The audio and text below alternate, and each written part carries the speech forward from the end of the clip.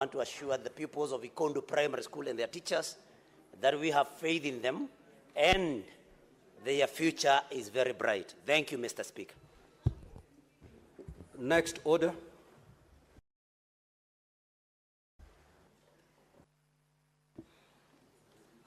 Order number 8, motion, approval of Senate nominees for appointment to the Board of Trustees for the post-service medical scheme for members of Parliament. The Senate Majority Leader.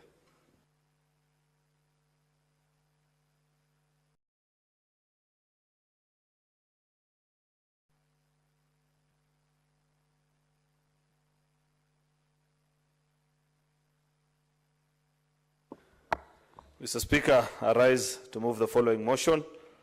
This is the approval of Senate nominees to the appointment to the Board of Trustees for the post-service medical scheme for members of Parliament, that pursuant to the resolution of the Parliamentary Service Scheme on the Parliamentary Service Commission of 23rd June 2025 with respect to trust deeds and rules for post-service medical scheme for members of Parliament, the Senate appoints Senate Justice Retired Stewart Madzayo and Senator Esther Okenyuri to the Board of Trustees to the post-service medical scheme for members of Parliament. Mr. Speaker, that is what it is. I request Senator Ledama Olekina to second.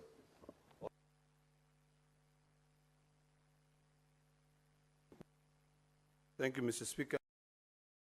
Mr. Speaker, I second the motion as moved. So, honorable senators, I'll proceed to propose the question that pursuant to the resolution of the Parliamentary Service Commission of 23rd June 2025, with respect to the trust deed and rules for the post-service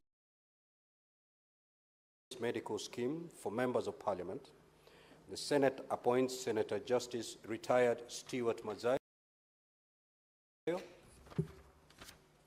EGH MP, and Senator Esther Okenyuri, MP, to the Board of Trustees for the post-service medical scheme for members of Parliament. Now, honorable senators, the floor is open for debate. Now, remember, honorable senators, that this matter was elaborately explained to us during our last Naivasha retreat. It was adequately interrogated by us during that meeting. And therefore, I would urge you, instead of spending more time to debate on the very same matter that was explained and interrogated by us, with your concurrence, I proceed to put the question. Honorable senators, I will now put the question. That pursuant to the resolution of the Parliamentary Service Commission of 23rd June 2025, with respect to the trust deed and rules for the post-service medical scheme for members of Parliament, the Senate appoints Senator Justice Retired Stewart Madzayo, EGH MP, and Senator Esther Okenyuri, MP, to the Board of Trustees for the post-service medical scheme for members of Parliament. Will as many as of that opinion say aye? Aye. Will as many as of the contrary opinion say nay? The ayes have it. Next order. Order number 9, motion, consideration of the report of the Mediation Committee on the Gambling Control Bill, National Assembly Bills number 70 of 2023.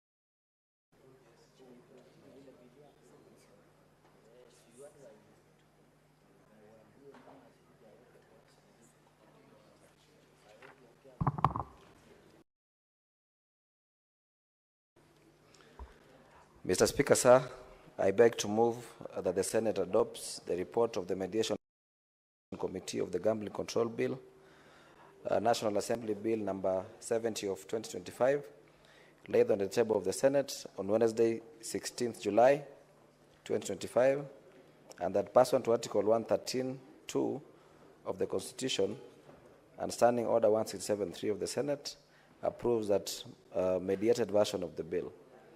I request Senator Sigei to second.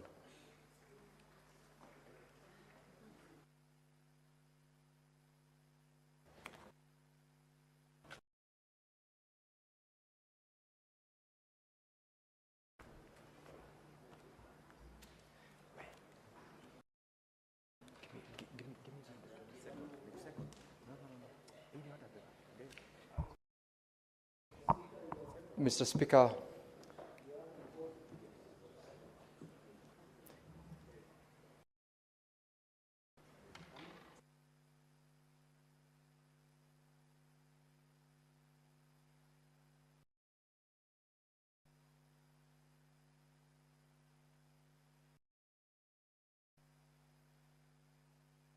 Yes, Honorable Sigei.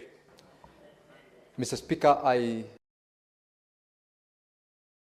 second the motion that has just been tabled by the Honorable Senator Alan Sang. And just to affirm a bit of the mediated version of the gambling bill, Mr. Speaker, that is a product of a joint committee of the National Assembly and this House, where initially when the bill came into the House, certain amendments were proposed, leading to a reversion, or rather a reconstitution of the mediation committee to consider the proposals that particularly came from this House. In particular, Mr. Speaker, part of the new introductions to the version of the bill that is currently before the House is a requirement for purposes of those trading in the business to have not necessarily ownership or the 30% ownership of the local representatives, especially for those who want to trade online. This was a position that earlier on had been provided that required any gambling agency must submit 30% of its shareholding to local investors. Mr. Speaker, the committee in its discussion over it provided that the only way we can enhance the business community in that particular sector to enhance support and access to these countries to ensure that they actually relinquish certain percentages of their shares, and also are required to meet a certain condition, including provision of physical space, registration processes that are normally required for local entities. And, Mr. Speaker, the version that has now been tabled will speak to a number of the concerns, noting that this is one of those businesses that is currently almost across the world. Gambling, as you know, has been regulated across the world because of the need to make sure that young Kenyans or young members of the society who do not necessarily understand the gambling might end up being consumed in the sector if the regulations are not properly in place. This particular bill, Mr. Speaker, will ensure that that protection, that control is enhanced to support the mechanism which everybody who gets involved in gambling is required to comply with certain provisions of the law. So, Mr. Speaker, I support and I request the members of the House to support the motion so that the bill can progress to the next level for processing. And I thank you.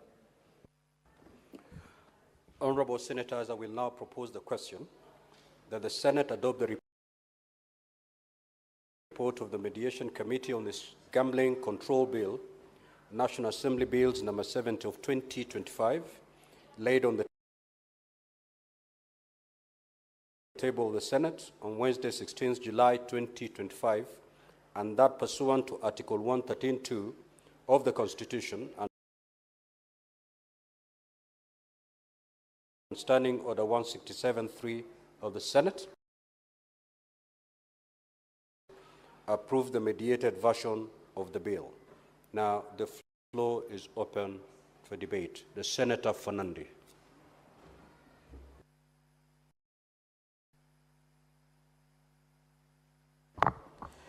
Thank you, Mr. Speaker, sir. While I note that the Mediation Committee of the Senate and National Assembly have done extremely well, is that our representative failed to note that under Article 96, our role is to protect devolution, and on the fourth schedule, there is a critical role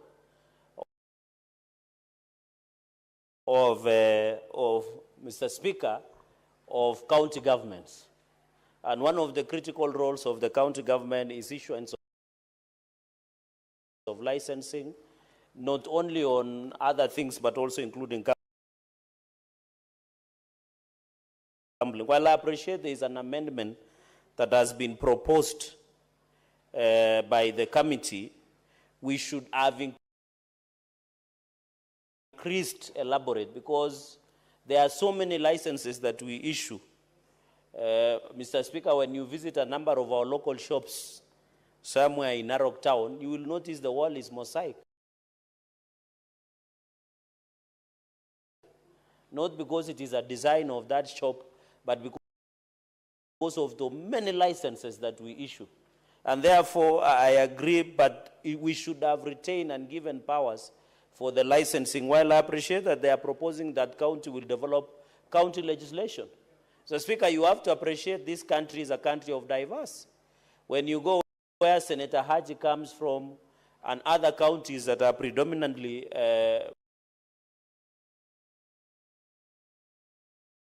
Islamic, yeah, even, I don't know, Kwale and also Mombasa predominantly.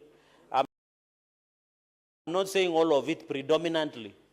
That's good English. It's called prospectus, Mr. Speaker, or conceptus, Mr. Speaker. Mr. Speaker, I thought there is only one speaker in the House. Mr. Speaker, therefore, it will be a big challenge. So if you say let counties make their own county legislation, counties that are predominantly Islamic, they might not allow this. So would have proposed in their report, they will not allow this, Mr. Speaker. If they would not, they would have proposed a uniform county legislation for counties to be able to follow on this issue of gambling. Because of different diverse culture, different religion, Mr. Speaker, you have to appreciate that this culture of gambling is killing many families, Mr. Speaker. And gambling is an addiction, Mr. Speaker. It is becoming a problem. Mr. Speaker, while we appreciate we must raise taxes, gambling is a dangerous disease that when it is addictive, it should be treated the way it is being treated, Mr. Speaker. Many people are betting the other day that Chelsea will win, PSG will win, and I'm telling you, there are people who are still recovering from that shock, especially people who did not support Chelsea to win. So, and they have gambled, there is Betexin, there is many betting companies, Mr. Speaker. I'm told even in our villages where we come from, especially where Senator Kalwale comes from, I'm told young men and women are stealing even eggs to go and sell so that they are gambling, Mr. Speaker. When you visit our small centers, there are some Chinese-like machines called lotteries, where, Mr. Speaker, they are taking a lot of our resources, Mr. Speaker. Therefore, I would have expected our committee We don't want to be a gambling nation, Mr. Speaker. And you know this thing of gambling with life, even when you saw the other day, people are gambling with their lives. They go on the streets, they loot. When it is just a gambling. Mr. Speaker, you saw some of the young people were even sending money for morticians, even during Sabasaba and during the anniversary, Mr. Speaker, of GNC demonstrations. We are a dangerous country, Mr. Speaker. We are teaching the young people bad manners, Mr. Speaker, of gambling. Because we have said, Mr. Speaker, that you can gamble your way to wealth or to power, Mr. Speaker. We should desist, and even I'm happy, Mr. Speaker, some of your guests, including boys and girls from various schools, should know that gambling is bad manners. We should not teach our society to gamble. We should not. We know people who have gambled their way to where they are, Mr. Speaker, and we don't want to mention names after you gave us directive or in the ruling that you gave it in a Solomonic manner, Mr. Speaker. So we don't want to teach anybody to be a gambler. The only gambler we should allow is Kenny Rogers' song that about gambling, Mr. Speaker. That's the only song we should allow. The Kenny Rogers, Mr. Speaker. No, the standing orders does not allow me to sing, Mr. Speaker, and they are misleading me. Mr. Speaker, you should know when to run and when to stay. Mr. Speaker, so this issue of trade permits, licensed amusement machines, pool table permits, Mr. Speaker, license and supervise of county issuance of trade permits for total setters, Mr. Speaker, these are very interesting English. Mr. Speaker, it reminds me of the hearing of the president of Eastern Cape, Judge Celebi Mbenenge, over his claims of sexual harassment, and he's using very powerful English like what the committee have used to hear, Mr. Speaker. So this issue of I would have expected the committee... Senator Olekina, kindly take your seat. Thank you. Proceed. Thank you, Mr. Speaker, for protecting me. Mr. Speaker, and therefore number two is on the issue of, I agree with the amendment that the young people should be part of the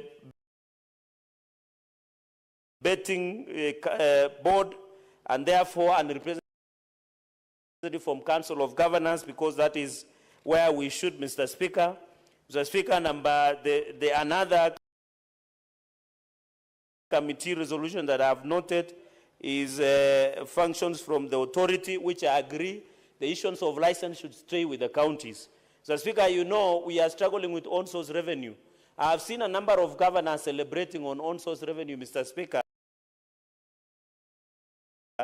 We should retain the issue of licensing. The Constitution is very clear that under the Constitution, Mr. Speaker, the fourth schedule, and even the Constitution itself, the power of issuance of licensing stay within.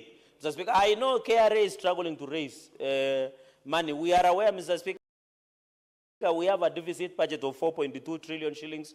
We normally on average raise 2 trillion through Kenya Revenue Authority, Mr. Speaker. While I appreciate that, we should not allow KRA to arrogate itself the power they don't have, Mr. Speaker. They shouldn't. And therefore, I agree with this amendment that the issue of issuance of license, the factor of raising revenue, is only given to two entities, Mr. Speaker. It is given to the national government, it is given to the, Mr. Speaker, is given to county government. And the Constitution is very clear, Mr. Speaker, that should you want to give yourself power to collect revenue, Mr. Speaker. And I'm happy the Senate Justice, retired Judge Stewart Manzayo knows this, is you come to legislate. You don't take it through the back door, Mr. Speaker. Mr. Speaker, because I'm running through, because this is the clause, this is Senate Amendment Clause 28. I agree that the employees and accreditation for a person in non-gambling within gambling premises, so that we don't need to use the sweeping of the police to those. Mr. Speaker, another problem, Mr. Speaker, I came to learn this issue because I have seen in this clause number 28 that media nowadays, while I appreciate media are struggling to raise the revenue. Mr. Speaker, all the radio stations, the television, I have tremendous respect for the media. That's why they are called the fourth estate. Mr. Speaker, I was surprised, even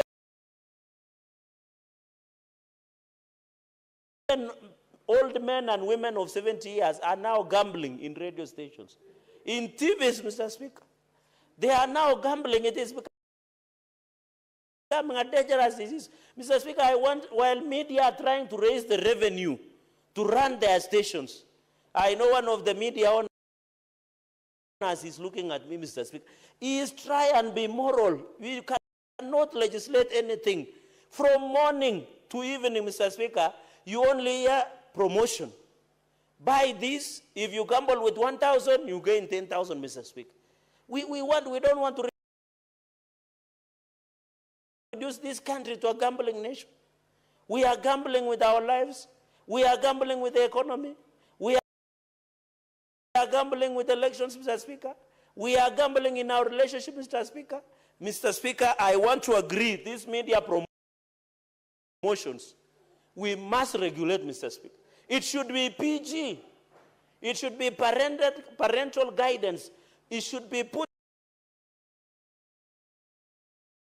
Mr. Speaker, at the watershed period, Mr. Speaker, so that we don't need the NCCK or Kenya Episcopal Conference of Catholic Bishops or the evangelistic or traditional or the Islamic religious to come out and tell us to religiate on issues that can be done morality, Mr. Speaker. We don't want to create a society, Mr. Speaker, an aspect of capitalism. You know, capitalism does not have a soul and a heart, Mr. Speaker. And therefore, I agree that we must regulate. And I'm told, Mr. Speaker, these promotions that you do in media, you can imagine 1 million Kenyans sends 100 shillings, and they end up giving out only a gift of 500,000. So, Mr. Speaker, they are making a lot of money. Number 31, I agree that the period of validity of license free increase from 12 to 36 months.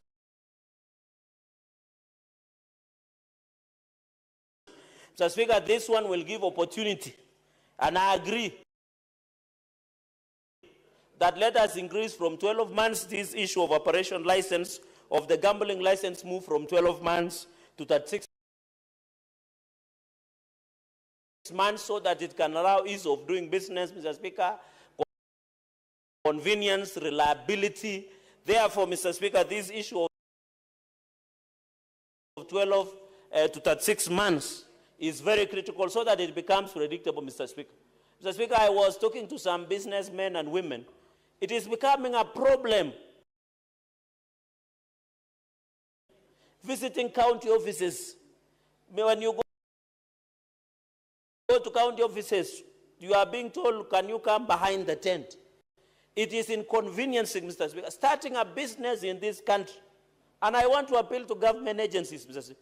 Starting a business in this country, by the time you get even one license, if you have never gotten an heart attack, you get diabetes or hypertension. Because we have created a very tedious process of receiving licensing in this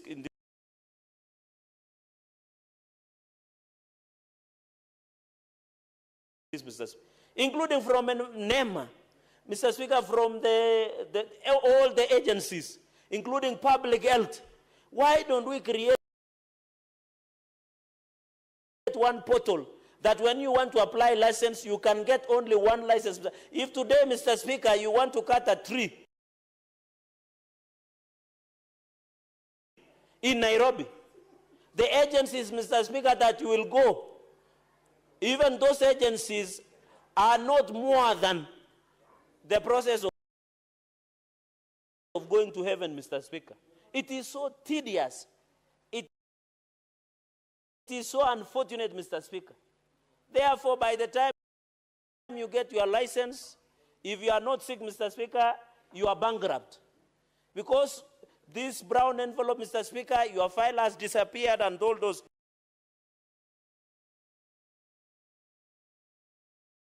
So I agree that there should be predictability. Gambling license should move from 12 months to 36 months. On the issue of tax rate of 15%, lottery tax at the rate of 15%, Mr. Speaker, as I indicated, that the gambling issue, we should be very careful as a country. In fact, I want to request, Mr. Speaker, the Committee of Trade and ICT must do an audit of this gambling that we have, Mr. Speaker. You are being told you can win a mbuzi or a goat, you can win a car, you can win 100,000, you can win a trip to Diani, you can win a trip, Mr. Speaker. They are just playing with the imaginations of Kenya, and they are making more money. I am daring today, I can see the chair of trade, Senator Issa Juma Boy. Just take one media company or an advert. 1 million Kenyans shed 100 shillings, including our old men and women in the village. And they only give a reward of 500,000 or even 20,000. Those guys are making devilish and satanic profits at the expense of Kenyans, Mr. Speaker. They are making it, Mr. Speaker. There are people who are going without food because they are gambling, Mr. Speaker. Even I know the football season is over, but I want to appeal to many young people, or has it begun? Yes, it's coming in August, Mr. Speaker. So I want to appeal, this issue we must agree, and I agree that we need to introduce the lottery tax of 15%, Mr. Speaker, as a preventive mechanism against the disease called gambling, Mr. Speaker. And I want to say this issue of gambling must and should be arrested. So the issue of 15% tax at the rate of 15% on lottery tax, Mr. Speaker, should and must be included. While I appreciate, Mr. Speaker, it is not lost on us that most of these betting companies are sponsoring football tournaments, they are giving out support, they are giving out CSR. But, Mr. Speaker, when you compare the cooperative social responsibilities that these betting companies and lottery companies are giving, is a drop in the auction, Mr. Speaker. It's a drop in the auction, Mr. Speaker. And therefore, they must pay tax, and we must ensure this CSR. While they say, I normally see they sponsor Gorbaya, AFC, when Mr. Speaker, you know, in the spirit of East Africa, I have a lot of interest in Tanzania, Mr. Speaker. I normally see sports persons sponsoring SIM down there in Tanzania. While we appreciate, even here AFC Leopard, this one Harambee Stars, we want them, Mr. Speaker, and many other companies. Honorable Faki, allow your colleague to make his comments. Proceed. Mr. Speaker, if you need to give information, you know what to do. Mr. Speaker, you know some habits die hard. Old habits die hard, and I understand why. Mr. Speaker, he's a good man. So, Mr. Speaker, this one of the tax should be charged by the license broker, and we agree with that, Mr. Speaker. Mr. Speaker, quickly, single from to 1 shilling, Mr. Speaker. This is where I was saying, I don't know whether our majority leader, I don't know whether your membership are aware of the reality on the ground. Because vitu kwa ground is different, Mr. Speaker. Forgive my language. But how do you reduce from 20 shillings to 1 shilling? You will allow the small children also to be betting, Mr. Speaker. And where is the mover of this report, Mr. Speaker? I don't think he's around, Mr. Speaker. You will allow young boys and girls to bet because you are reducing it from 20 shillings, Mr. Speaker, to 1 shilling, Mr. Speaker. That this minimum amount bet, unless, Mr. Speaker, with a lot of tremendous respect, this law reflects to the role of the betting companies, Mr. Speaker. And we must agree, because that the national... Senator Fernande. Yes. The Senator for Bomet wishes to give information. Are you amenable? No, if it was about Chebole Road, I would have agreed, but on this one, I'm an expert. Proceed. Allow me, Mr. Speaker, to proceed.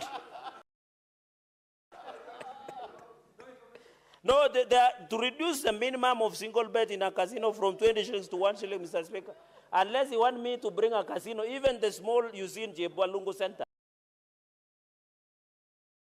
somewhere in the Bomet, Mr. Speaker, because in the committee report, this is not my report, Mr. Speaker. Mr. Speaker, on the clause number 66, I think when you will be replying, you can clarify. If you think I didn't capture your but we should stop from being gatekeepers of certain interests, Mr. Speaker. I know them. Mr. Speaker, I've been around for long. I know they are put on a mask, but we'll unmask them when the time comes, Mr. Speaker, during voting.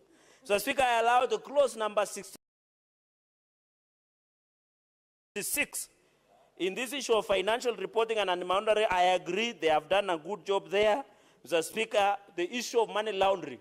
Mr. Speaker, you know there are people who are stealing public funds. We used to have pirates here in Somalia. There was a lot of money coming to it's called illicit money. Mr. Speaker, I think on the issue of money laundering, Senator Sige, you have done extremely well on this matter. We must address money laundering, Mr. Speaker. We don't want people to be stealing money and putting it in betting so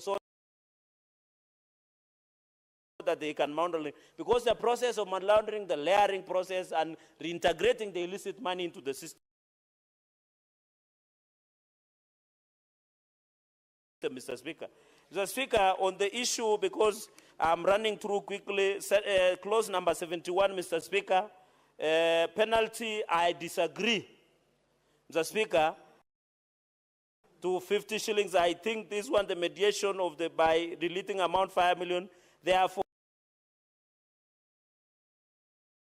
of 3 million shillings. Mr. Speaker, I thought we had agreed, while we don't want to morally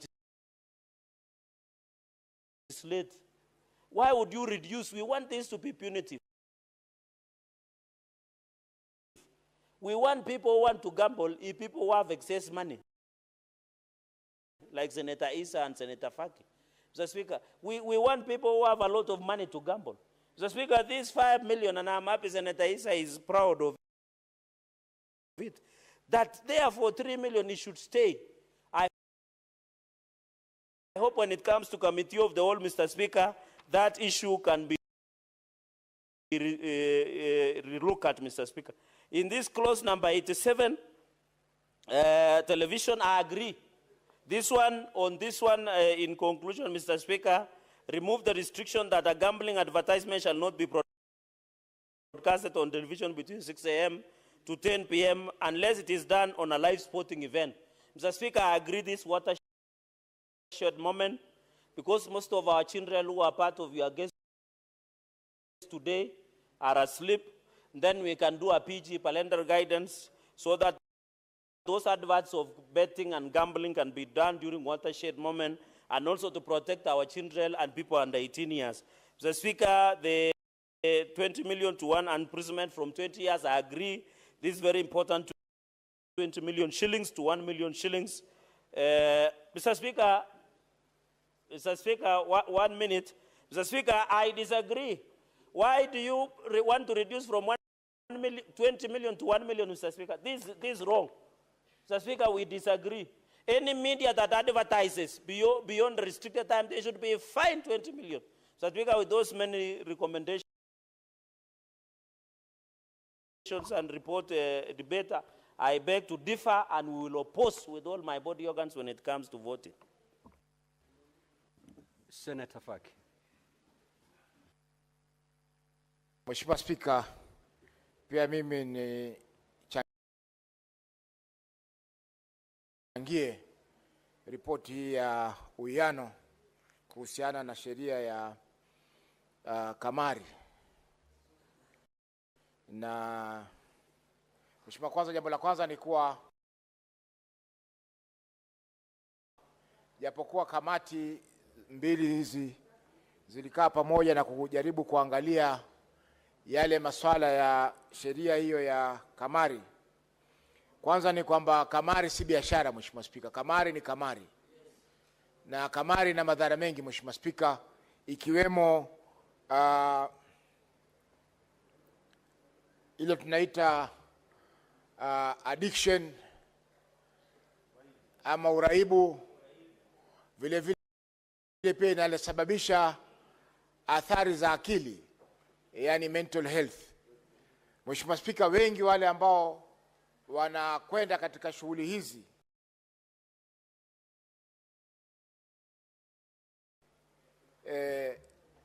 wanaathirika kiakili, kwa sababu bila ya kwenda katika mchezo wa kamari, Mheshimiwa Spika, mtu yule anakuwa si mtu wa kawaida.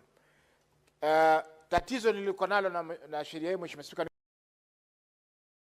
kwamba imetoa fursa ya kufanya hata watu wadogo waweze kucheza kamari, kwa sababu ikiwa kiwango cha pesa ambazo unaweza kutumia kwa kamari kimepunguzwa kutoka shilingi 20 mpaka shilingi 1, ina maana kwamba kila mtu anaweza kushiriki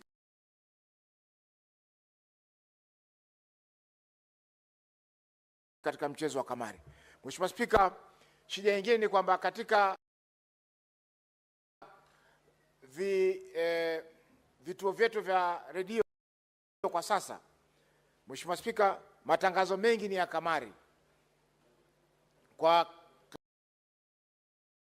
kipindi cha muda wa saa moja, Mheshimiwa Spika, katika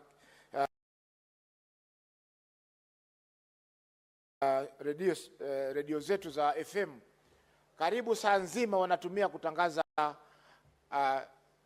kamari. Utasikia ukilipa shilingi 100 utapata shilingi 2000.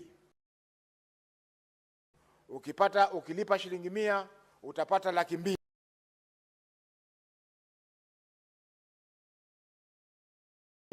Kwa hiyo Mheshimiwa Spika, imekuwa ni jambo la kawaida sasa katika nchi yetu kwamba watu wanashiriki katika masuala ya kamari, na hii Mheshimiwa Spika sio jambo zuri, kwa sababu baadhi ya zile athari ambazo nimezitaja hapa, Mheshimiwa Spika, zitaweza kuwasibu Wakenya wengi. Hivyo basi na nchi haitapata watu ambao wanaweza kufanya kazi kuweza kujenga nchi. Mheshimiwa Spika, ningependekeza kwa sheria labda ingefanywa ngumu zaidi ama kali zaidi kuhusiana na wale ambao wanakiuka sheria kuhusiana na masuala ya kamari. Kwa mfano, hizi vituo vya redio ambavyo vinatangaza mara kwa mara masuala ya kamari vingepunguziwa muda ambao wanatakana kutangaza kamari hiyo, Mheshimiwa Spika. Kwa sababu bila ya hivyo ina maana kwamba kila mtu ataingia katika mchezo wa kamari, na hivyo basi itakuwa sio nzuri kwa nchi yetu ya Kenya. Mheshimiwa Spika, kwa hivyo shirika la communication, taasisi ya Communication Authority lazima iwe macho pia zaidi, Mheshimiwa Spika, ili kuhakikisha kwamba zile kamari ambazo zinatangazwa mara kwa mara ambazo zinaathiri watu wetu zinapunguzwa. Mwisho, Mheshimiwa Spika, ni kwamba kwa sababu ya hii kamari ambayo iko katika vyombo vya habari na kila mahali, ma-TV, hata zile kasino ambazo zamani ndio ilikuwa ni sehemu za kamari, hivi sasa zimeweza kufifia. Biashara nyingi za kasino, Mheshimiwa Spika, zinaweza kufungwa kwa sababu wengi wanashiriki katika kamari ambayo iko katika mitandao, yani online. Hivyo basi biashara zile taasisi ama zile sehemu ambazo kamari ilikuwa ikichezwa zamani imebadilika sasa, imekuwa hata majumbani watu wanacheza kamari. Bibi na bwana wanashiriki katika kamari, kila mmoja akijaribu kushabikia timu yake ya mpira ama kushabikia jambo fulani ambalo iwapo watashinda itakuwa ni wameweza kupata zile pesa ambazo wamewekeza katika kamari hiyo. Mheshimiwa Spika, kwa hayo mengi napinga mswada huu.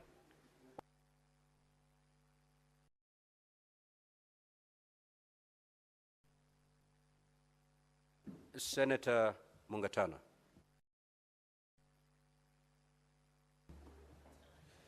Mr. Speaker, thank you for giving me the opportunity to make a comment on this mediated version and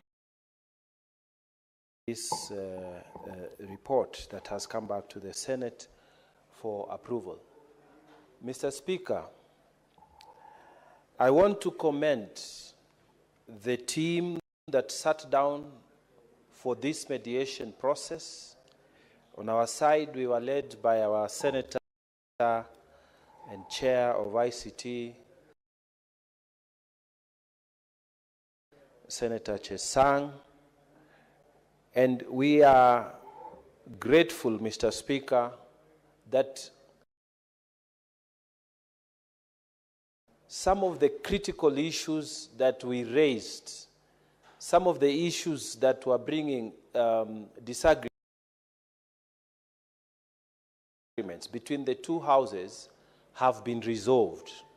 This means, Mr. Speaker, that in a short while, this bill will become law after assent by His Excellency, the President. Mr. Speaker, during the main debate of this gambling law, when it was at the Senate, I raised the issue of physical presence. Mr. Speaker, you will find that foreigners are truly exploiting Kenyans, and they are doing it online, Mr. Speaker. Foreigners who are involved in gambling, they actually do something called grooming of potential customers who are Kenyans.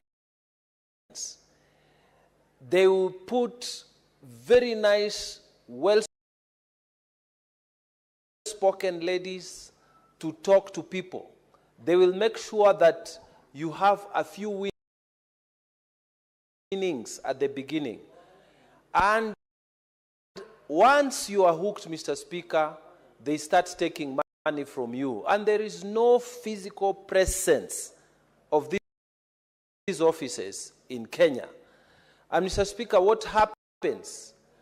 Because in my practice of law, I came across a victim who explained to me what happened. They send you agreements. These agreements, they give you confidence that although they don't have a physical presence in Kenya, you will get your money. And sure enough, the first few you will get. Then afterwards, when you have put in good money, you will hear that company has closed down. You go to the website, it's not there. So, Mr. Speaker, this report is saying that going forward, physical presence will be mandatory. And, Mr. Speaker, this is a good thing. I support this report. Again, Mr. Speaker, it says that for foreigners who wish to engage in this business, if you can call it, of gambling, they must put a security, substantial security, Mr. Speaker. And I think the report had recommended something like 50 million. This, Mr. Speaker, ensures that the potential victims, in case that gambling or online gambling collapses or closes down, the potential victims can actually go and secure at least to the extent of 50 million. Mr. Speaker, this is a good development. Because, Mr. Speaker, I'm aware that some of these online foreign companies that have been engaged in stealing from Kenyans, what they do, they set up business in, say, DRC Congo. They encourage a few people. Once the money has reached their target, they close. The website disappears. They come to Kenya. They do the same. They get, once they hit their target, the website disappears. So, Mr. Speaker, to require now that any gambling, especially foreigners who want to engage in this business, they must put a substantial deposit, then, Mr. Speaker, this report is carrying the wishes of many of us who debated this on the floor of this House. Finally, Mr. Speaker, I like the fact that this report has carried the idea that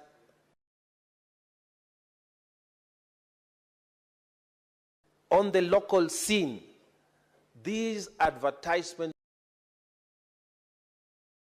for gambling must be discouraged during the time when our children are there, during the time when our children are still awake. Mr. Speaker, when you travel to foreign countries, you would see that the time that these adverts for gambling and, I don't know, you will win what when you do what, when you put this money, you will get this. When you do this, you will win this. They are always at night, mostly late night. But in this country, before this law, we used to find so much of this. Our radio station, as has been said here by a previous speaker, our television sets, you know, until you get tired of looking at them. Advert after advert after advert. Mr. Speaker, this report in the mediated version, and now it's going to be law once the president assents to it, it will get rid of all those. And this report has made a significant step forward in controlling gambling. At the end, Mr. Speaker, I don't gamble because I was taught by my parents. At the end, we have the responsibility as parents to teach our children that this question of Potea, it must not be part of your culture. At the end, we must teach our children that hard work is the only way that you will make it in life. Mr. Speaker, it reminds me, many, many years ago,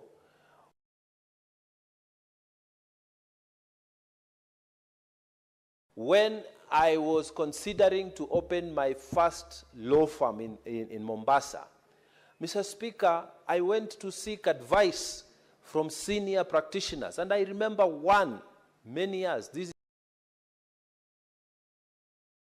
is over almost 40 years now. And he told me, Mungatana, there is no shortcut to success. You see where I am? I have worked hard. And the children who have visited us in this Senate today, and I'm glad you are hearing us from the plenary, from from up there. There is no shortcut to success. You must put in the work. You see all these senators who are seated here, none of them will tell you, you will see their suits and their nice looks and what, but they will not tell you the story of sleeping late at night, moving with broken vehicles, spending nights in most uncomfortable situations, looking for votes, convincing people to sell their vision. And that's how they are seated here. Don't see the glamour and forget that there was work behind that glamour. The gambling culture is being spread on the belief that you will make it immediately. Anybody who tells you immediately, it's a red flag. Any person who tells you, put this money, you make money immediately, run away. Like you are running away from the devil himself. Anything, even your hard work, by the time you are getting your KCSE certificate, it has been many years of hard work. It has been 8 years of primary. It has been 4 years of secondary school. Nobody told you that you put in a card or you put in a coin and you become a graduate of KCSE and now you're ready for university. There is no shortcut. At the end, we will make this law. I support this report. But at the end, the story is yours. The story is with your family. The story is your mother and father or your guardian. You must not gamble. Go and work. Go and work hard, and you will be successful to the extent that you imagine you will be in life. Mr. Speaker, with those many remarks, I wish to support the mediated version of this report and confidently ask the President to assent to it so that we can start regulating this gambling business. Let's not go back and forth on this matter. Let us have a law, and if this law is not good enough, the Senate does not stop operating.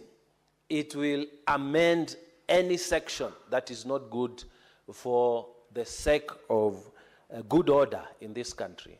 Mr. Speaker, I support. Thank you. Senator Olekina.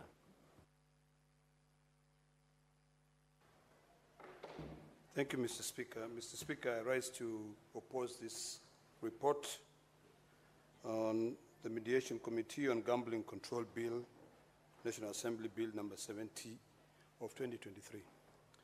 And I do so cognizant of the fact that we are living in a current environment where 90% of our youth are jobless, where we have protests on a daily basis. We have issues, social issues, mental issues, economic issues that we've not been able to address, that we are now seeking an escape route to live in an utopian world of get rich fast. Mr. Speaker, I was speaking to one of our colleagues here, and she said that one of our pastors in her village in Machakos collected all the offerings in the church, but instead of using it to solve social issues or to do God's work, he ended up gambling. Mr. Speaker, I've skimmed through this report. I've seen the areas which this House had suggested that be deleted in the bill. There's a reason as to why this bill ended up in mediation, and most of them have been retained. Mr. Speaker, this is not the time for us to encourage gambling in this country. I share the same sentiments with my colleagues who have spoken before me. in terms of making it punitive for anyone to come and gamble this time. We must, first of all, solve our social issues. Mr. Speaker, gambling companies which make billions of shillings, in fact billions of dollars, target vulnerable, poor societies, people who make 500 shillings a day doing manual jobs, to be told to gamble. Our radio stations, our TV stations are the easiest way to communicate. But instead of our own radio station taking more time to educate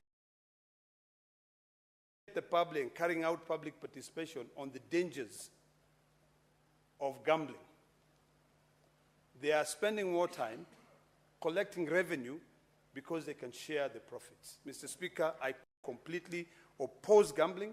I oppose this bill. And if my colleagues, if I was to convince you, from both sides of the aisle, I would request that we rethink gambling in this country. Mr. Speaker, in America, and I lived in America for so many years, and I'm also a resident, when you go to certain states, gambling is restricted to a particular area where only the rich would be able to drive. In Colorado, Mr. Speaker, you'll find that gambling would go into the Native American reservation, where there's a city which is set aside just for gambling. So it's the rich who will go there. People who have made money until they have, I cannot use that word, but they have money which they can only just use it as they wish. Disposable, not even disposable. There's a word I wanted to use which is not parliamentary, but I cannot use. It's money that you don't really care about. You don't give a hoot on where that money comes from. Mr. Speaker, the biggest challenge we have in this country right now, which is attributed to gambling, is mental illness. In this house, we passed a law on mental illness and how to deal with it. The laws that we are discussing in this house, and I have no problem with passing legislation, but we have to pass this legislation. We have to discuss this legislation cognizant of what is affecting, what is ailing our society. Right now, there are so many poor people, and the only thing they know how to do is to gamble for them to make money. There are people who will make 1,000 shillings maybe in a week because there are no jobs available. But because they have been lured to a scheme where they can get rich fast, they gamble all that money, and then they end up doing what? Sitting down looking at their kids in a table where they cannot eat. Gambling increases crime in a country, Mr. Speaker. Today, Mr. Speaker, we have our children in this parliament. They are looking at us. The same children who come here to listen to us are the same children who we do not understand now, because they are from a different generation than the one we come from. They're the Gen Zs. We don't understand the language they speak. But instead of us taking the lead and guiding them, we are here discussing about amending laws and saying how good these laws are to gamble. We are not teaching them. I like what, although I don't associate myself with a lot of sentiments of my brother from Tana River, but I like one thing that he said, that to the children, know that we will not always tell you what we go through to be able to wear good suits. Some of us, you might look at us and you think, oh, this person is about 60 years old, and he's merely 20 years old. But it's because they have sleepless nights. They don't sleep. You know, they are always up at night, working. They have 10 jobs. Then you just see them here looking smart, sharp. You know, you don't even know what they're suffering from. So, Mr. Speaker, I want to beseech my colleagues here that it is not time for us to be passing this legislation to be able to support people who are already filthy rich, who are already collecting so much money. It is time for us now to think seriously about how do we end all these problems? How do we reduce crimes? How do we ensure that we have created jobs for our youth so that they don't end up in the streets? You know, these regulations that we're talking about, now in a devolved system of governance, where the Constitution allows county governments to be able to develop laws to collect certain taxes. This, unless there's uniformity across board, you will find some other counties who are culturally sane will say, we will hike and put so much money to be able to save their citizens. But others, because of interest, business interests, they'll make it even very cheap. Pay 5,000 shillings and you can have a gambling license. So, Mr. Speaker, sir, I oppose this. I think the exposure to the youth at this particular time, when we are facing a lot of social issues, joblessness, should not be to gambling, but should be to working hard to making money. You know, our country is so good. Our country, you can only compare our country with other developed nations. But sometimes, even if we are passing through, the word is leapfrogging. Even if we leapfrog, sometimes certain things, we cannot just say you are born today and tomorrow you can be able to walk. But because of technology now, there are certain things that we don't need to go through the entire industrial revolution process for us to be able to manage how to do it. But in this country now, we have to remember that that process of industrialization is necessary because we have 47 counties which are completely different. So, Mr. Speaker, I oppose it. I think when you look at across the world, there are countries which are not stable. But those countries are the same countries, I think one of my colleagues who was speaking, are the ones who set up gambling websites. They lure people to gamble there, and then before you realize, in fact, the first one, you are told, hey, take some little money. And you make some little money. You get addicted. You get addicted. Before you realize, you cannot even think straight. I think the only gambling that I can be able to say, it's one that can be allowed in this country is in the stock market. Because at least in the stock market, you are seeing there's a company here, Safaricom as an example. Yesterday, I was reading somewhere that Airtel has now surpassed Safaricom in terms of their customer base. You know, when you are told, invest in those companies, gamble in those companies, there is something where you know you'll be watching your stocks rising on a daily basis or going down, which is life. But where you are putting in and you don't know whether you're going to get money to buy a loaf of bread or even a cup of tea. No. I say no to that. So, Mr. Speaker, with those many remarks, I completely oppose this report, and I oppose anything to do with gambling in this country at this particular time. I think in the next 10 years, once we've been able to fix our current problems of understanding each generation, is when I'll be able to entertain anything to do with gambling. So, Mr. Speaker, sir, I oppose. The Senate Majority Leader. Thank you, Mr. Speaker. I rise to support this motion, which is a report of the Mediation Committee from the Senate and the National Assembly that brings to a close a very difficult exercise that we've had, which is to try and rein in and bring control on a very difficult sector. A sector, Mr. Speaker, that has been described very ably by my colleagues. In fact, I agree with them on their prognosis. What I do not agree with them is a final diagnosis, what they eventually consider to be the solution. I've listened to my colleagues, Senator Ledama, Senator Cherargei, and while I agree with all the things they have said about gambling, Mr. Speaker, I am afraid that what they are prescribing as a solution might not serve us. We live in very interesting times, Mr. Speaker. You know, in the year 2018, this Parliament, the Senate, sponsored me alongside a few of my colleagues to Colombo, Sri Lanka, for a conference titled Evidence-Based Decision Making. That conference eternally changed my life.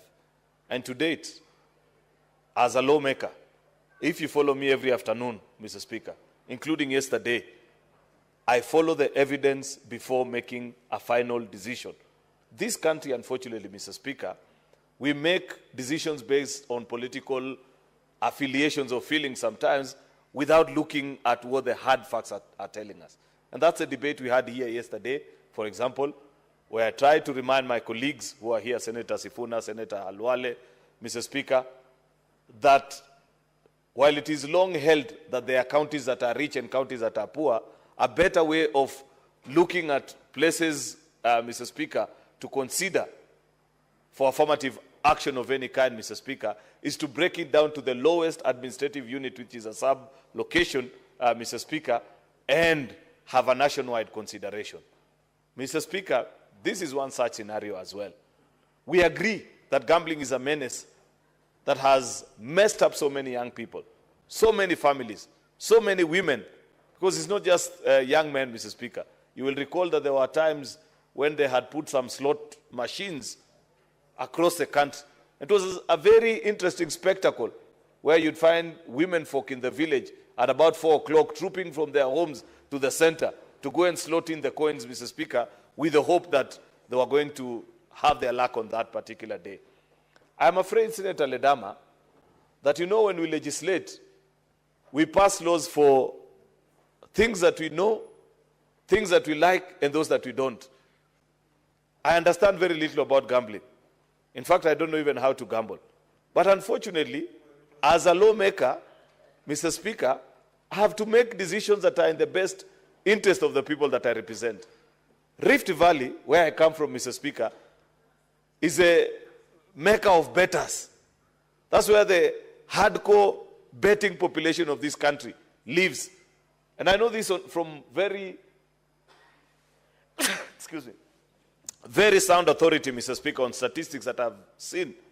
How many young people wake up trying to get 100 shillings or 50 to place a bet on something with the hope that they'll succeed. And of course, like has been described by many of my colleagues, 90 to 99% of the time they don't succeed, because that's how gambling works. I know that there's something they say, the house never loses, the house always wins. Unfortunately, Senator Ledama, choosing not to regulate this sector is not an option that you want to take.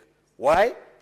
Because even if we made the decision that we want to ban gambling in Kenya, are you aware that 60 to 70% of gambling nowadays has gone online? And they are from sites that don't even exist in Kenya.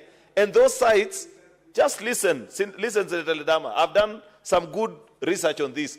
Those sites are operated by very sophisticated software that even if you block their IP address this minute, by the next minute, they have generated a new one.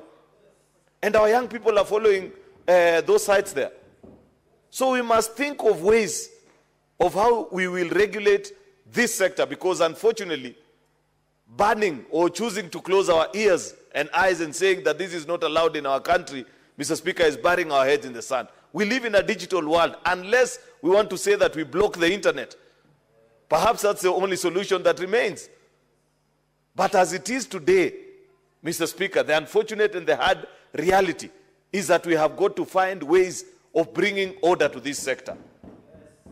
Countries all over the world continue to grapple with this.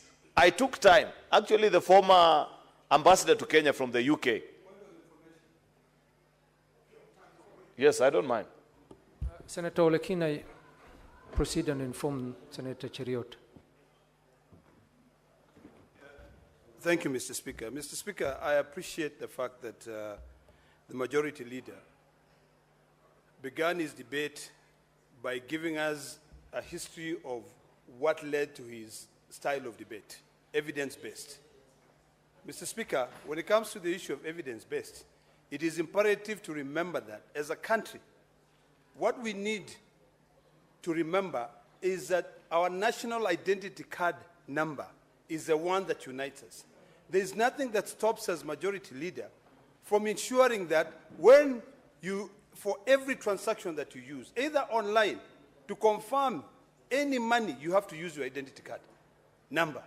In fact, nowadays, when someone cons you, so long as you can get the identity card number, you can find a way, and we need to be able to find a way, Mr. Speaker, and this is what I'd like to inform the majority leader, that we can use that identity number to block you from doing any other transaction. In other countries, Mr. Speaker, where gambling is restricted, the moment you try to gamble, you're asked to put your national identity number or your driver's license number. If you go to Australia, before you enter a club, and they know you're not supposed to enter a club when you're not 21 years old, you give out your ID number. In a club, they run it through to make sure whether that ID is legit or not.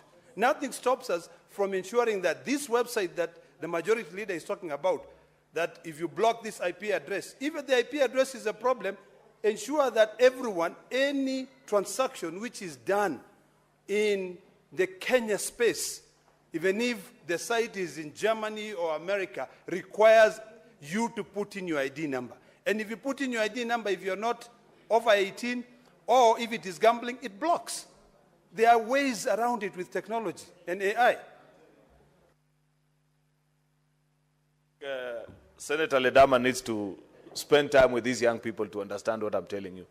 Those sites are not hosted here in Kenya. They are not designed here in Kenya. Therefore, you cannot determine for them what information they require from the people that are placing bets on those particular sites. They make payment using cards, ATM cards, Mr. Speaker, and sometimes on mobile money. Therefore, it is not possible, Mr. Speaker, to do what Senator Ledama is proposing, because I know for a fact, Mr. Speaker, that these online platforms that are taking away most actually of the gaming revenue, Mr. Speaker, away from this country. And that is another discussion we need to have all together. Because second thing, Mr. Speaker, in the administration of the gambling space, Kenya and Tanzania took two different paths. Kenya decided to treat it as a social ill that needs to be regulated. And therefore, they imposed a sin tax on it in the form of an excise duty, meaning that every time you place a bet, Mr. Speaker, there is tax deductible, just trying to dissuade people from participating in it. And that is what has led to a lot of traffic going offline, away from the regulated online betting spaces in Kenya, Mr. Speaker. Tanzania, on the other hand, chose to be facilitative and appreciated and said, while this is a social ill, they treated it like just any other social ill. They say, something must kill a man. For you it is gambling, for another person it is drinking. And therefore they said they treat all of them equally. And as we speak today, the level of business that operated in Kenya has gone down, while in that particular part of the country, it has increased. That is point number 2. Mr. Speaker, I do not think that Kenya made the wrong decision. I believe years down the line, Tanzania will regret that particular decision. And therefore, on that one, I agree that as a country, we must find ways of inhibiting the gambling habits of the people that participate in that particular space, Mr. Speaker. But I was just bringing to the attention of the House the evolving space within which this industry operates. That as we try to tax them here to dissuade them from participating in these games, they have actually taken off and they are now online. As we speak today, Mr. Speaker, therefore, we must find ways of regulating this sector so that what other countries have done, Mr. Speaker, is that they have tried to ensure that there is benefit, and any challenges that occur from subsequent months and years of betting to a particular individual are actually sorted by the betting house. You'll find that many of them, for example, and before Senator Ledama rose to inform me, I was giving the example of a piece of legislation that was shared to me by one of the interns at the UK embassy about a year or two ago, by the time we were beginning this debate.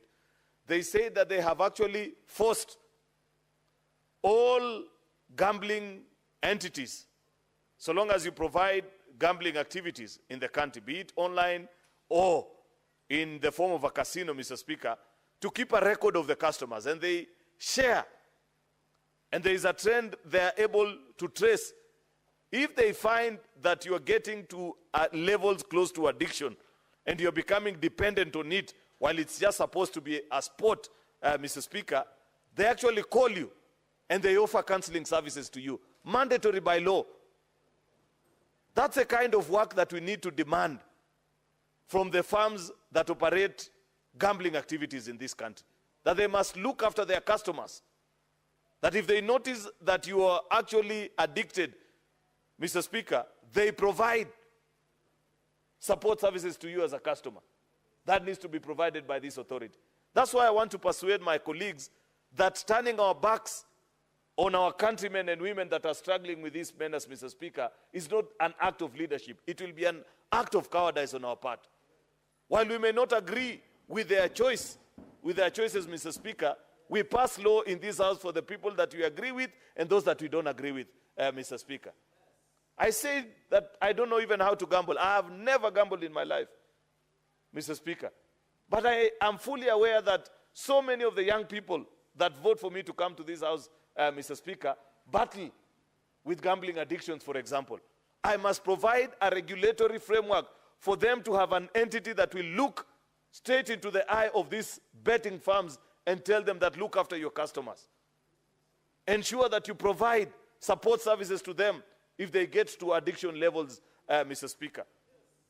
The CSR support that Senator Cherargei was talking about, Mr. Speaker, it must be provided so that you counterbalance between the force of good and evil in the society. So that at the end of the day, if there are challenges that they have brought about in the society, how have they counterbalanced it?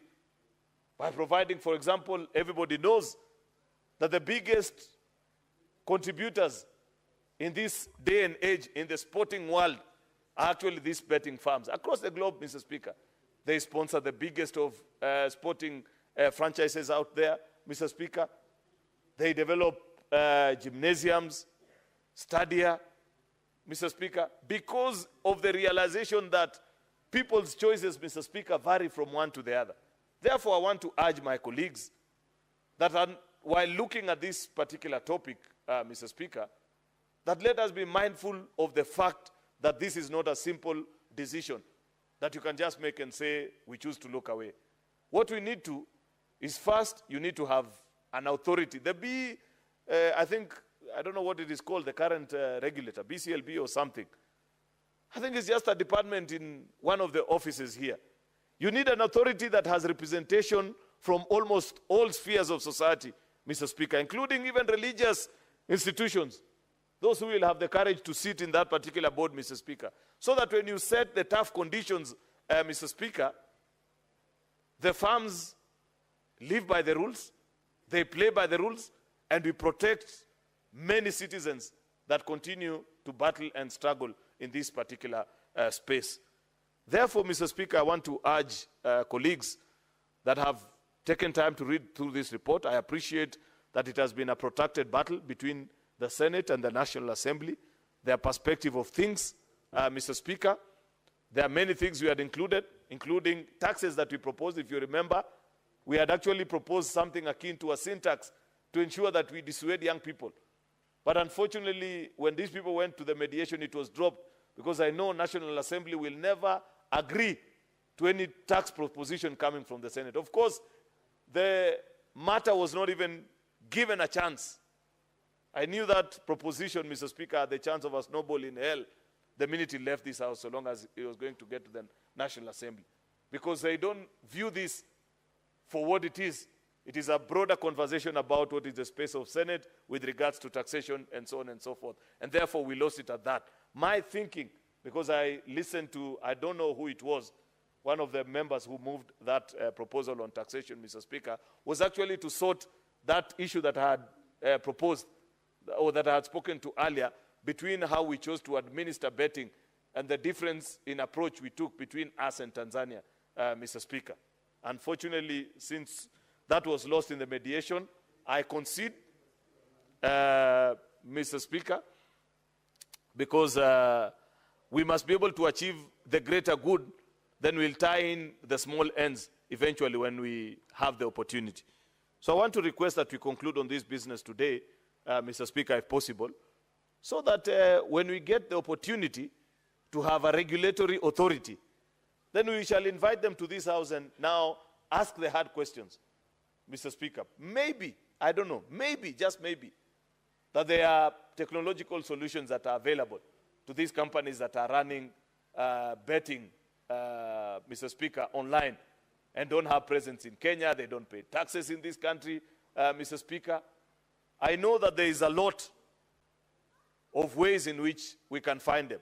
I know, for example, Senator Ledama, because earlier on you had asked me what might be the solution, is that you can force their bookmakers, because all these online betting firms rely on bookmakers that are actually regulated in countries that have even stronger regulations in this space than the Republic of Kenya, Mr. Speaker, to give us the odds so that you're able to establish how many transactions they made out of this country and what it is that they paid. Because now in this law, thanks to the mediated version of the report, even if we have no ways of finding and establishing, we shall continue to demand of them until such a time that we catch up with you. You may be domiciled out of a country that a tax haven somewhere that Kenya has no relationship with, but somehow, somewhere, the long arm of the law, when it eventually catches up with you, then you will pay into the Republic of Kenya. Therefore, I appreciate that proposition that has come from this committee to tax even those that are participating in the online space and have no physical space in offices in Kenya, Mr. Speaker. You may not have the chance to recover anything from them at this point, but somehow, someway, one day, one time, Mr. Speaker, you will find the opportunity. Lastly, Mr. Speaker, is to ask our colleagues, Mr. Speaker, to treat this matter with the urgency that is needed.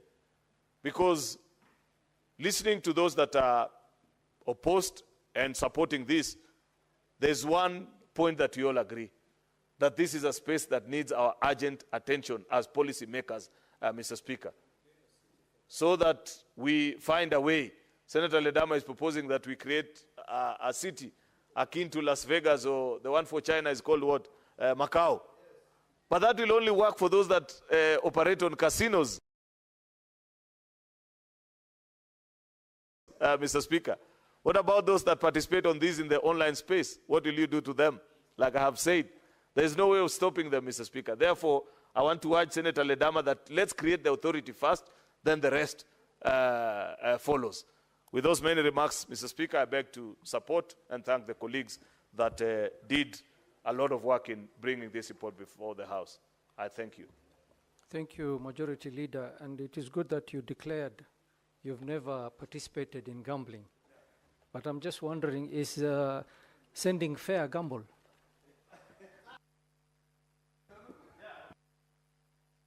Mr. Speaker, because you have asked me a question, yeah, sending fare is a gamble, especially for a young man like Eddie, Mr. Speaker.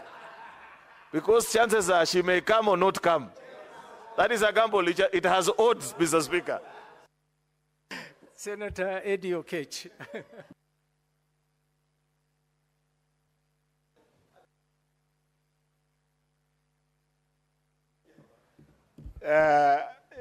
Mr. Speaker, I want to thank you so much for giving me this opportunity.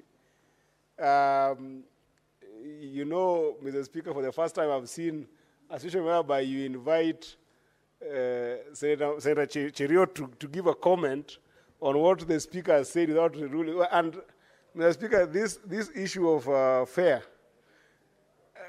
I'm looking at the eye of the majority.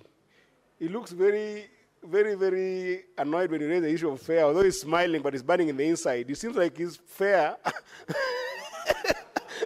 he has gambled a lot with this fare to the extent that he wants. But on a more serious note, Mr. Speaker, let me just share a few ideas or thoughts on this gambling thing. And actually, Mr. Speaker, right from the start, I want to say that this is something I seriously oppose. And I totally oppose it for a variety of reasons. I was actually in the mediation team And I was very clear that this is something that we should not even be able to entertain in our country. Because something like gambling, Mr. Speaker, happens in the context of a society. And every society have got different challenges with how gambling manifests in it.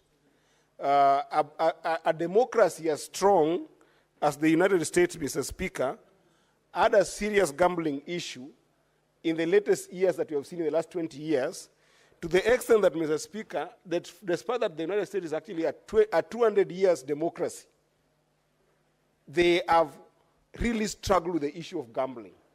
Because there are a number of vices that come with gambling that, Mr. Speaker, cannot be commensurate with the benefit that you come with whatsoever. In fact, in 2018, I had just left the United States 2 years before that, when the conversation about gambling was going on very strongly.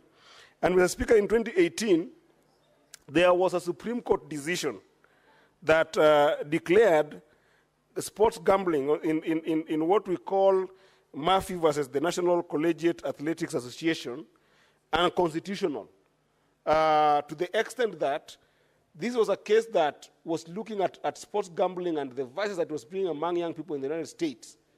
And the fact that the United States had, even as a city where we call it Las Vegas, where you can actually go and do gambling there, and some sort of regulations that are within states that allows for resources from gambling to be able to enable those states raise some revenues without necessarily taxing people, or rather adding more taxes on people, and then do very specific services to those states. For instance, where you find originals who are in the United States, who we call the Red Indians, their communities must have been left behind in some inequality issues around economic development that has happened in the United States. You might find that some gambling might be allowed in those quarters just so that you can raise resources to enable them be able to deal with those services that their communities need. But other than that, Mr. Speaker, the overall issues and the overarching issue of gambling, Mr. Speaker, becomes a very complex thing to maneuver, even in advanced economies that can be able to monitor those vices like the United States. And, Mr. Speaker, the question here is, this particular mediated version is very heavy on the opportunity for our government to raise taxes. But, Mr. Speaker, when you look at an industry like gambling, this is what you call regressive taxation. Regressive taxation, Mr. Speaker, is where the amount of money you'll be able to collect practically from an activity such as gambling will continue dwindling, going down, but because you have given it an element of law to exist, the amount that are being earned from that particular vice by people who have invested in it will continue to be abnormal in terms of their exponential growth. So therefore, you can never use gambling as a place to target tax revenue. Because it's one thing that if you allow, it has got what you call negative externality. When you allow it to happen in your economy, you cannot control where the revenues are going to come for the owners of those businesses. So then it goes without saying that other vices that are going to be there will always cost the government more in terms of dealing with them. Mr. Speaker, for instance, if you allow gambling and you're making, for instance, you're making, let's say, 4 billion for purpose of conversation in terms of taxation, and then you go an industry that goes to about 800 billion Kenya shillings, and you're only taxing 4 billion because it's regressive. And then, while you're doing that, you find a society where young people are not employed, young people don't have technical ability to go to school because they are adapted in what we call compulsive gambling. Compulsive gambling is where other behaviors have developed in your entire population, where kids from secondary schools and primary schools start gambling behind the scenes in the black market. You don't have control because they can be able to afford mobile phones. You don't have control of their behavior. They start gambling. And then this is starting to impact their education, starting to impact their concentration in school, starting to impact their behavior in terms of even starting to steal from their parents to go and gamble. What about a society where the poorest people, who are not even in the middle class, are not going to start focusing on their work, but instead spending more time gambling? You see, this will have a ripple effect in the society when you look at their total productivity factor. Mr. Speaker, you yourself in your office employ a number of young people who have just come from college. If they get captured in gambling, and then after they've been captured in gambling, they don't pay attention to the work you've given them to do, what is the impact in their productivity to what they're supposed to do for you as a Speaker of the Senate? What will end up happening is that you will have this big impact, and that's what we call it compulsive gambling, in the sense that the negative effect in the society is so big that even if you are to collect a lot of taxes from it nominally, not in absolute terms, because in absolute terms, the money that's going to gambling is always going to be humongous. It's always going to be exponential compared to the money that you end up getting into the taxes. Now, why do we collect taxes, Mr. Speaker? We collect taxes so that you can be able to, as a government, provide services to our people.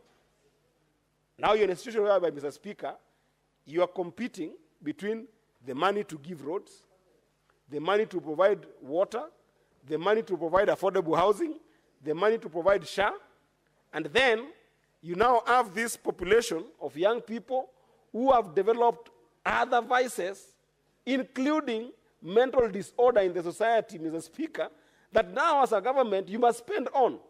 That's why we call it both a regressive tax. You're going to collect a relatively small amount of money compared to what is in that industry. And then secondly, you're going to have compulsive problems where you have, as a government, to spend in those problems. You will have to spend on the population that is not productive. You'll have to spend in the population that is having mental disorder. You'll have to spend in the population that is facing problems of selling their assets and becoming poorer. So you're getting tax that is regressive. It will never help you.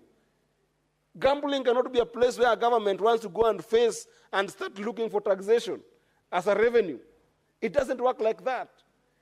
In fact, if we had got stronger counties, Mr. Speaker, then this gambling thing could have been left for county legislations, where counties see it possible that we are going to have this particular form of gambling or level of gambling to provide a certain service for on-source revenue, not even as a substantive tax, but for on-source revenue, like what is happening in the US, where states, especially those who have got Red Indians who are struggling, are allowed to collect some form of revenue from very limited and very restricted gambling activities, and in very restricted areas like Las Vegas. Then you help the society, Mr. Speaker. Why are we as legislators seeing this bill passing right in front of us and we let it go when this is something that will have a ripple effect? Mr. Speaker, you will see the level of growth of gambling companies when you pass this bill. Everybody, including politicians here, Mr. Speaker, which is one of the biggest problems that the United States is facing, China is facing, bigger countries are facing, of political crime, where politicians are going to enhance corruption. It's going to work the same way we are seeing sometimes some mushrooming petrol stations, where even in neighborhoods where they've got residential tickets, people opening up petrol stations as a way of sometimes hiding some funds. That's an easier problem, Mr. Speaker. A bigger problem is being able to allow for this bill to pass and make it even easier for people to have gambling licenses, Mr. Speaker. Because there is no way to monitor a gambling activity apart from just the revenue metrics, which is what we are putting here, to be able to look at what revenue has come in and what can we be able to get from that revenue. Mr. Speaker, this will be a conduit, a place for the political class to even hide money, a place for money launderers to hide money, a place for criminals to hide money. Surely, the Senate of the Republic of Kenya, Mr. Speaker, that has been seen for the last 3 years when the country has faced tempestuous moments, when the country has faced a lot of challenges, we have seen as the house that brings back sobriety in this country. When Senator Cherargei gets up to speak on matters of national importance, matters that concern the nation, Mr. Speaker, the country listens. The country trusts the Senate. The country trusts the Senate above the National Assembly. The country trusts the Senate above even the executive, above the county assemblies, above the Council of Governors when it comes to issues of national significance, Mr. Speaker.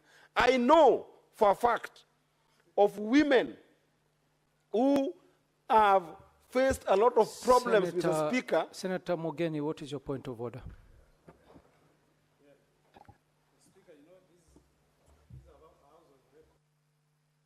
I've had my good friend, Senator of Migori, making some bad inference against other legislative houses, where he says that data existing shows that Kenyans don't trust the National Assembly, they don't trust our 47 county assemblies, they only trust the Senate. Is that factual, going by the contents of Standing Order number 105? We should not say things we cannot back by data.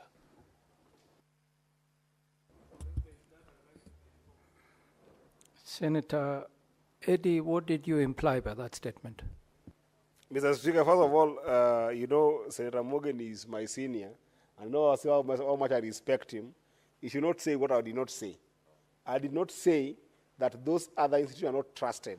I just said we are trusted more than them. It's a level of trust. It's an issue of level of trust. And there's a number of data, including Mzalendo Trust, Mr. Speaker, that does all these data-driven research that shows that Senate is actually more trusted as an institution by Kenyans. Since you've referred to an existence of data, yes. According to Senator Mogeni's point of order, yes. Are you able to substantiate by tabling those data so that Mr. Speaker, if you give me time, I'll bring you the Mzalendo data and show you just how much Senate is trusted across board in the country in terms of making sober decisions. And actually, I was calling to the conscience of because I know I might get a time to speak, and perhaps I need to bring him up. He just got in. I need to bring him back that we are discussing the gambling bill. And I wanted to tell him that as my senior, I was trying to appeal to his consciousness that this bill Very well, Senator Eddie, you will substantiate by the next sitting. Sure, I will do that. But I wanted to appeal to him as one of the senators that this bill around gambling, and especially predicated upon the idea that we are going to make some significant tax revenue from gambling, is indeed a bad bill, in the sense that you cannot predicate the idea of getting tax revenue from gambling when exponentially people will make more money than the taxes that you're getting, but the impact of the vices that you will have in the society. I was giving the senator an example that in my own community in Migori, there are a number of cases that have come to me of people going through depression. There are a number of cases that we have seen of people committing suicide after losing their basic assets, as simple asset as women selling goats to go gamble with, as simple asset as young people selling their motorbikes that they have saved over and over time, over 3 years, to purchase a motorbike, then they sell it to go and gamble with it, and then they end up losing everything that they had. The impact is so big that if it's not only for mental health disorders or in places whereby we have got suicidal cases where people have killed themselves actually because of this gambling problem, it also even furthers crime, Mr. Speaker. Because in a situation whereby a young person or even any other member of the society has lost their assets, have lost in this gambling, and even in some cases they have lost their jobs because of this gambling problem, what happens where somebody has got the mental stamina not to commit suicide? If they have lost all their assets and all they had, Mr. Speaker, what remains for them to be able to survive is to go into criminal activities, Mr. Speaker. And we see these vices over and over in the society. So, Mr. Speaker, I know there's temptation to try and regularize this bill to make it look like we're going to have a framework that will make sure that we encapsulate the entire gambling industry into a tax bracket. But I think that this is one of those areas that will dissuade us not to be excited about as a country, as a place to be able to get taxation. Because that taxation is regressive in the one hand, but most importantly, even if you're to collect as much money from it, you can never be able to use the same taxation to deal with the vices, the impact of the vices you have in the society. Where you are competing to be able to build roads, you will now be competing to build roads and to deal with the issue of mental disorder in the society. Where you are competing to build roads or to bring water with the same taxations, you will now even have another problem that you're not only dealing with giving people water, but also dealing with the crime that will come in the society, Mr. Speaker. But I can see that politicians might be excited about this because it is also an avenue for some dubious politicians. I'm not saying any particular politicians, but there are potential for dubious politicians to take advantage of this bill and have mushrooming companies for gambling so that it becomes a conduit for money laundering by the political class and other people who are outside of the political class, Mr. Speaker. This is something that I believe that as a House, we must be bold, we must be courageous, we must remain solid, we must be distinct in our decision as a House that despite the fact that this bill has gone through a mediated process, this is a bill that we must kill as a House and make sure that we don't give a license to auction the future of our children. We don't give a license, Mr. Speaker, to auction the health care of our children, Mr. Speaker, by making sure that we now enable an avenue for serious mental disorder. And if we must consider as a country and be competitive in terms of looking at gambling legislations, Mr. Speaker, then I would wish this House the courage, because we are the House that is established under Article 96 of the Constitution, that is supposed to protect devolution. Let us then enhance the legislative capability of our counties to be able to handle things like gambling bills, so that it is customized that we only make sure that we don't touch into the unconstitutionality of gambling allowance into the country.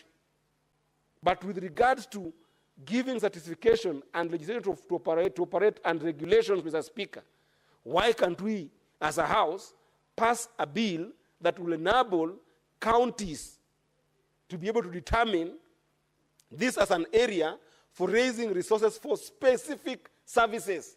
Not all services, Mr. Speaker. Not even as a place for on-source revenue that goes into the baskets of taxation in the counties. Because that would be also be tantamount to double taxation, Mr. Speaker. I would wish that we just come up with a legislation that allows counties to be able to look for those specific gambling activities in those counties and specific areas of gambling in those counties and specific taxation that is county level oriented, and it goes to specific services, after which you don't take it to the entire CRF of the county to deal with the entire on-source revenue issue.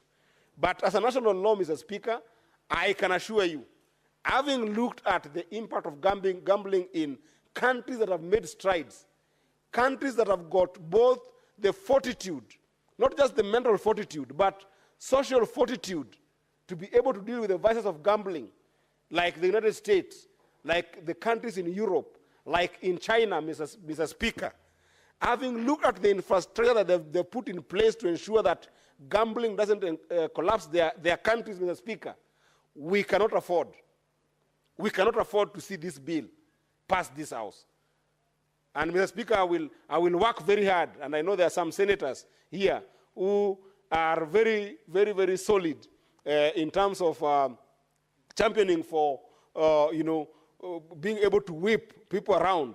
We will work very hard to make sure that, even I'm seeing Senator Sigais in the House, we will work together to make sure that we mobilize ourselves against this bill, that this House will not allow it to pass in this House, so that we make sure that gambling as a vice does not percolate in our society.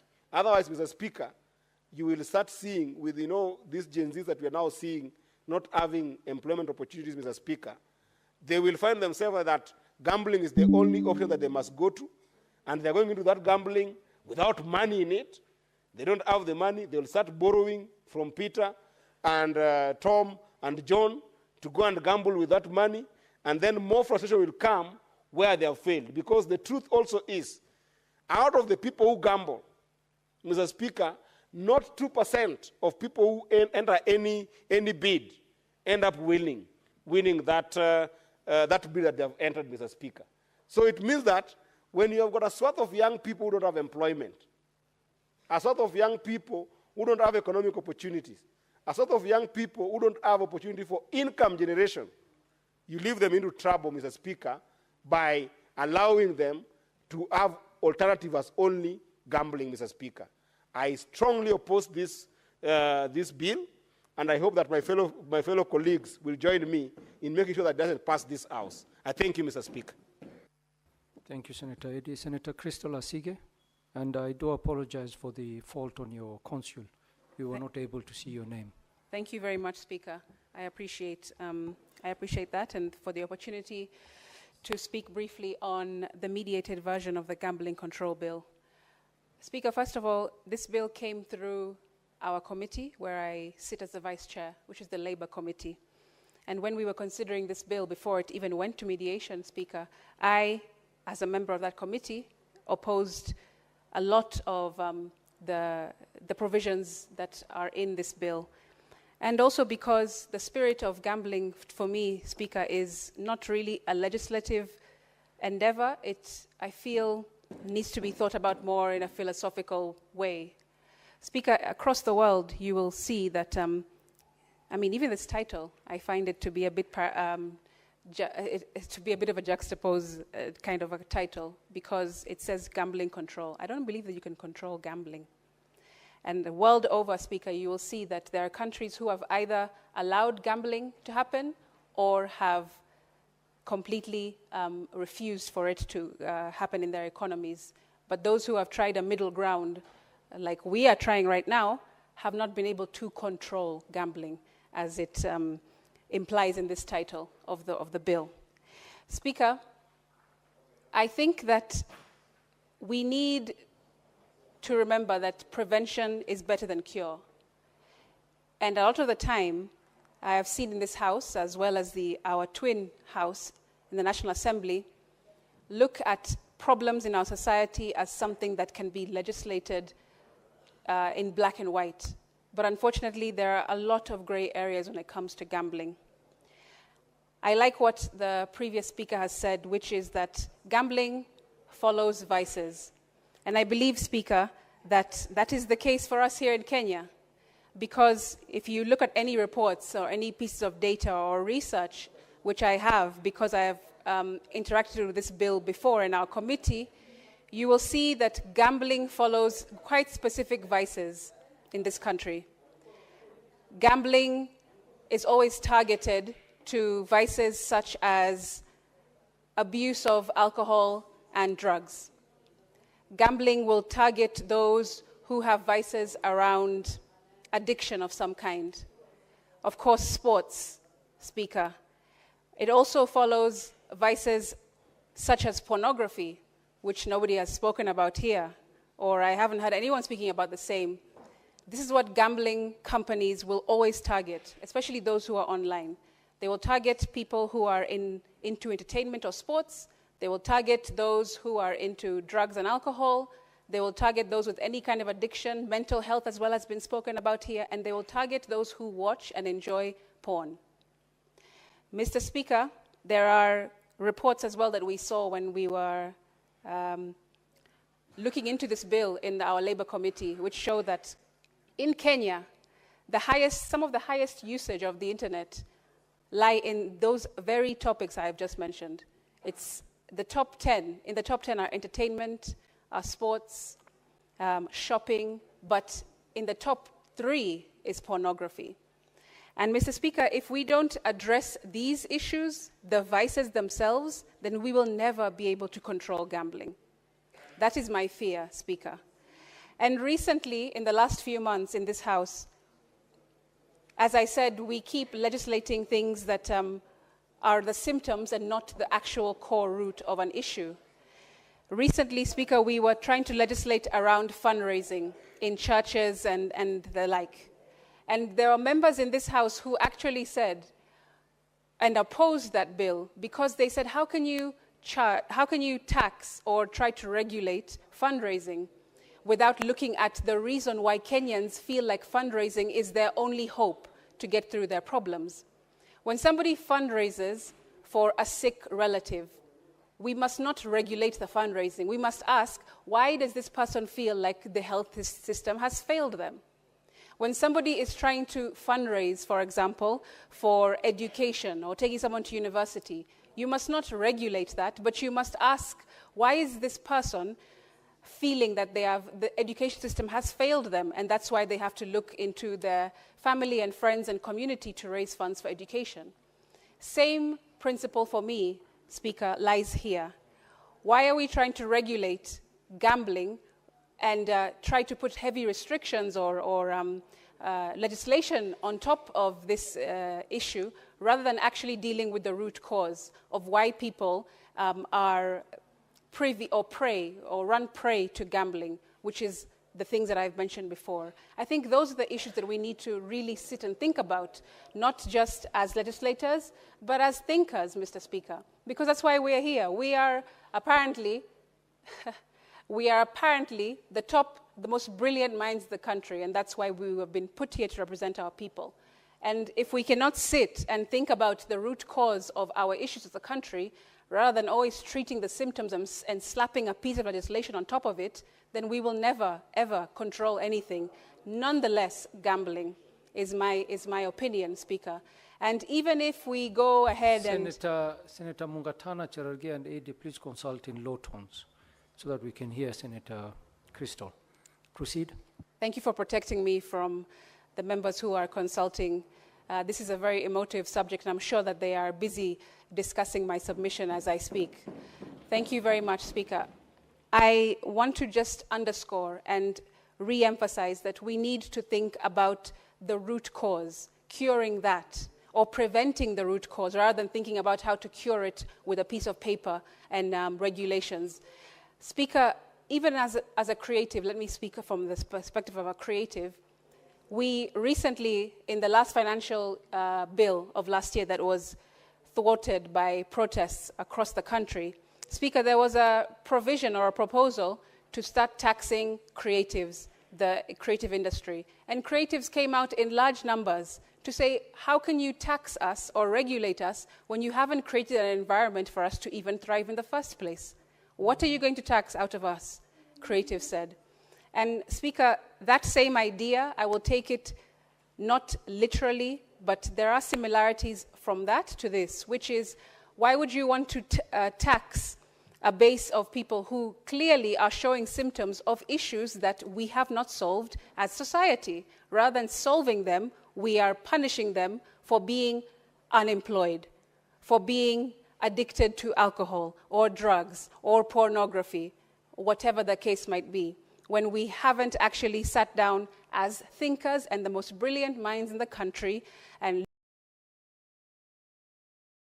looked at the research and actually engaged with evidence-based legislation to then realize that, hey, this may not be the actual, or it may not be a sustainable solution to just write a piece of legislation. We need to actually go down to the base, to the core, to the bottom line, which is, why are our people feeling the need to continue to gamble their lives, their assets, their dreams, their possessions away, instead of looking for earnest work, looking to cure their mental illness, looking to address their addictions, looking to stop watching pornography. Mr. Speaker, for me, that is something that is poignant, and I had laid it out very clearly when we looked into this bill in the Labour Committee. It's still the case now, even though there is mediated version, which has not really addressed that same question, which is maybe philosophical, but still has to be answered by somebody. And I would have hoped that this mediated version or this committee would have addressed those kinds of issues rather than slapping us with yet another piece of legislation which may never, ever solve our problem and never bring any kind of control to gambling. I thank you. Thank you, Senator. Senator Andrew Omtata.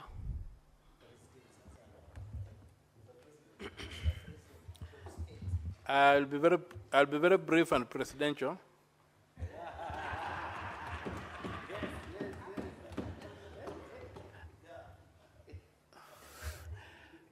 First of all, this is a bad bill. It is tackling a very, very technical area without any scientific study having preceded it.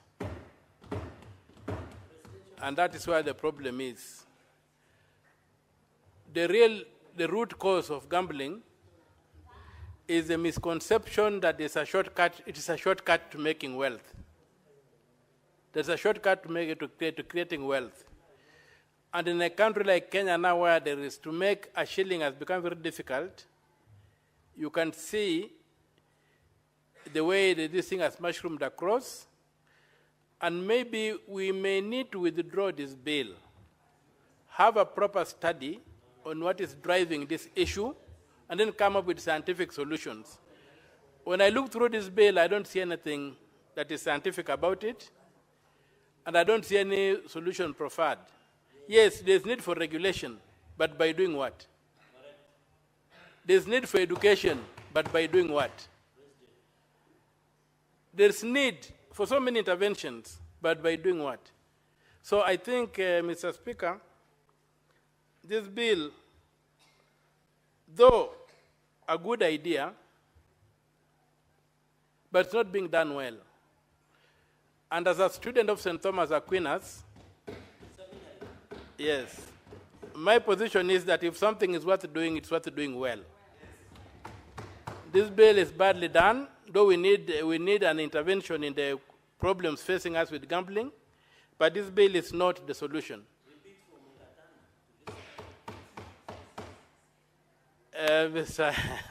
Senator Mungatana did not support the bill. He recognized that there was a bill, but I didn't say he did not support it. He recognized that there was a bill. And for me, Mr. Speaker, in the absence of a serious study, we are really groping in the dark, and we are likely to make a bad situation worse, thinking that we are doing something to improve it. So I would say that this bill be withdrawn, and a proper study be conducted by the state.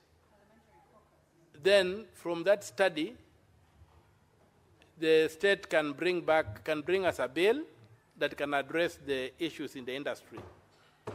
Because you have seen even situations like, if you look at all the adverts on gambling, when you look at all the adverts on gambling, they promise quick wealth. Yes. They don't promise anything else. It's not refreshing your mind, it's not a pastime, but you're going to get rich at the end of the day. As they say, leo hustler, kesho sonko, kind of transformations. So I would pray that this bill be withdrawn, or if it's not withdrawn, we vote it out, and then give that, leave the door open for a better, well-resourced, well-researched, and well-reasoned bill to come before us, one that can then exercise our minds. Really, right now, we are just not well informed to make a decision. And with those few remarks, Mr. Speaker, sir, I personally reject the bill. Thank you.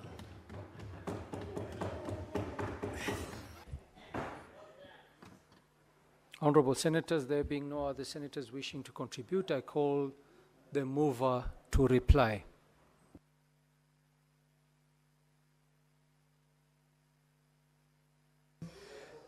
Thank you, Mr. Speaker. I would like to appreciate the following colleagues who have contributed to this bill: Senator Cherargei, Senator Faki, Senator Mungatana, Senator Ledama Olekina, the majority leader of this House, Senator Aaron Cheriot, Senator Eddie Okech, Senator Crystal Asige, and last but not least, the Honorable Senator Okia Omtata. Mr. Speaker, on behalf of the mover of this motion, the Honorable Senator Chesang, I would like to echo largely what part of the sentiments by the colleagues who've talked into this bill, to the extent that we are living in a global society, Mr. Speaker, and we will not bury our heads in the sand to say that gambling and betting-related activities do not happen. It might be a tall order to say we will largely manage to regulate the process, but, Mr. Speaker, we must start from somewhere. And where we are is the beginning of that decision to try to regulate and to try to make it at least be something that we can speak about and regulate by making sure that this law passes. This law, Mr. Speaker, is not only about gambling. It's got so many other aspects in it. We are aware that we've got the National Lottery Act of 2023, that this law speaks to it.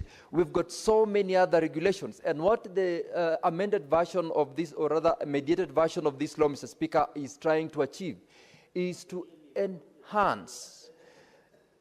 Mr. Speaker, could you kindly protect me from... Allow Senator Sigei to make his submissions. Thank you, Mr. Speaker, for that protection. You're distracting him.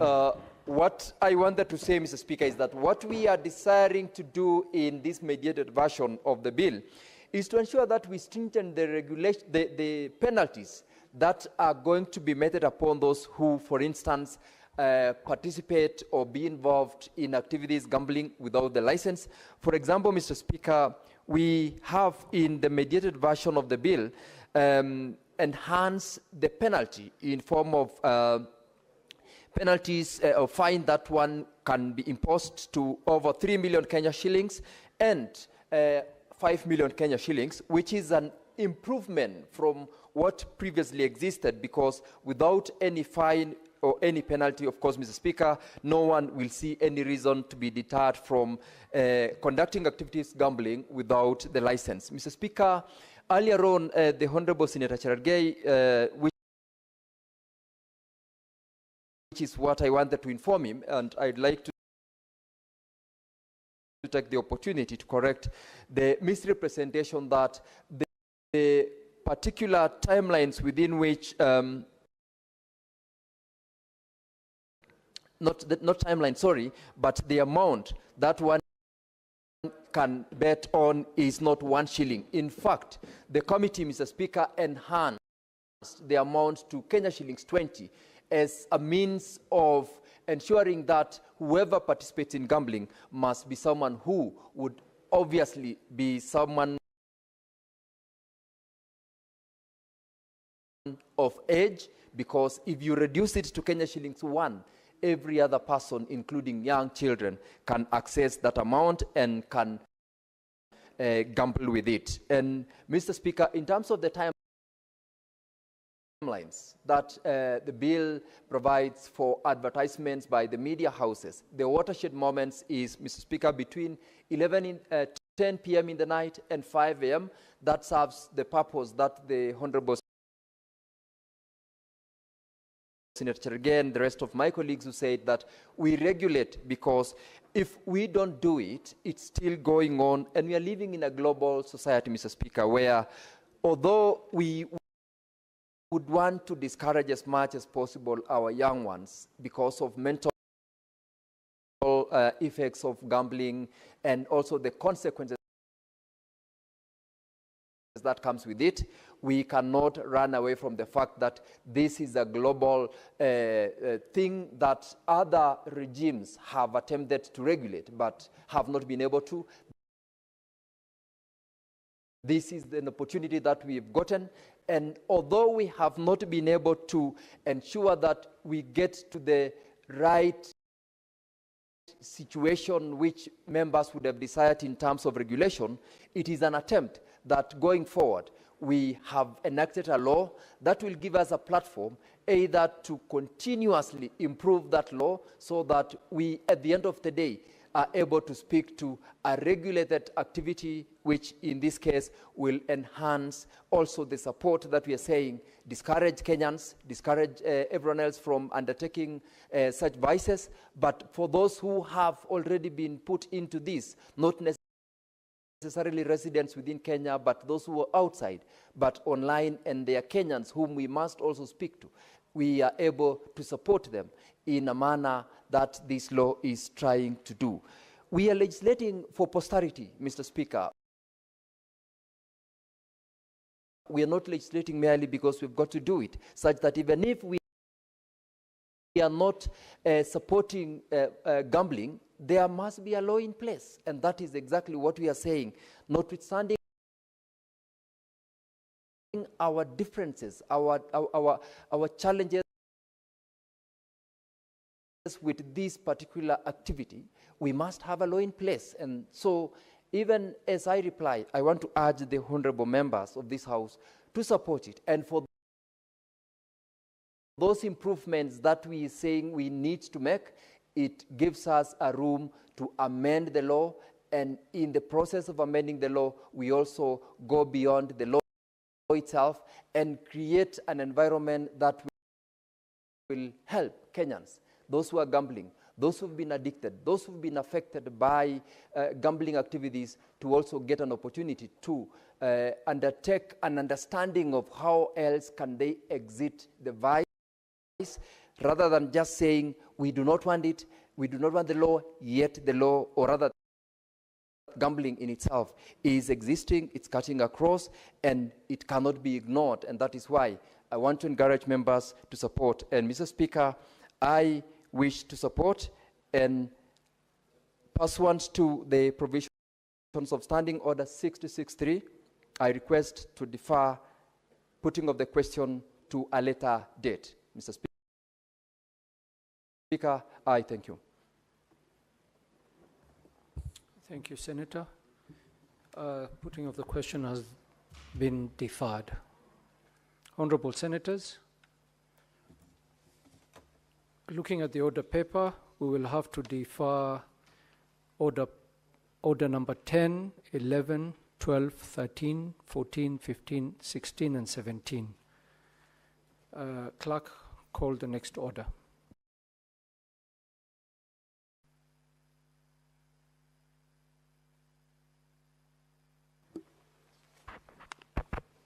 Order number 18, the county government's additional allocations. Number 2 bill, Senate Bills number 8 of 2025, second reading, resumption of debate. Senator Mungatana, I think you were on the floor of the House when this matter was being debated. You have a remainder of 12 minutes to continue with your submission.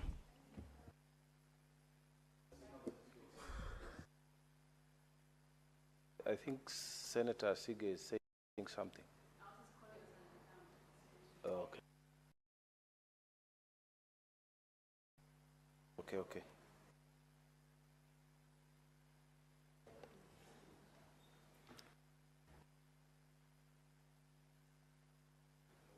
Thank you.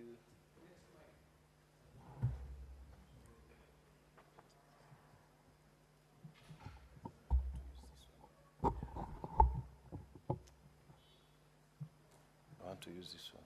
Can I be given this? Thank you, Mr. Speaker. Mr. Speaker, I was on my feet yesterday seconding the bill that had been moved by Honorable, our Chief Whip, Senator Mheshimiwa Boni Khalwale. And Mr. Speaker, I was at the point where I said this bill has 12 clauses.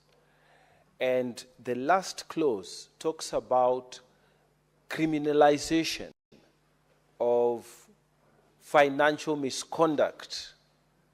And this is criminalization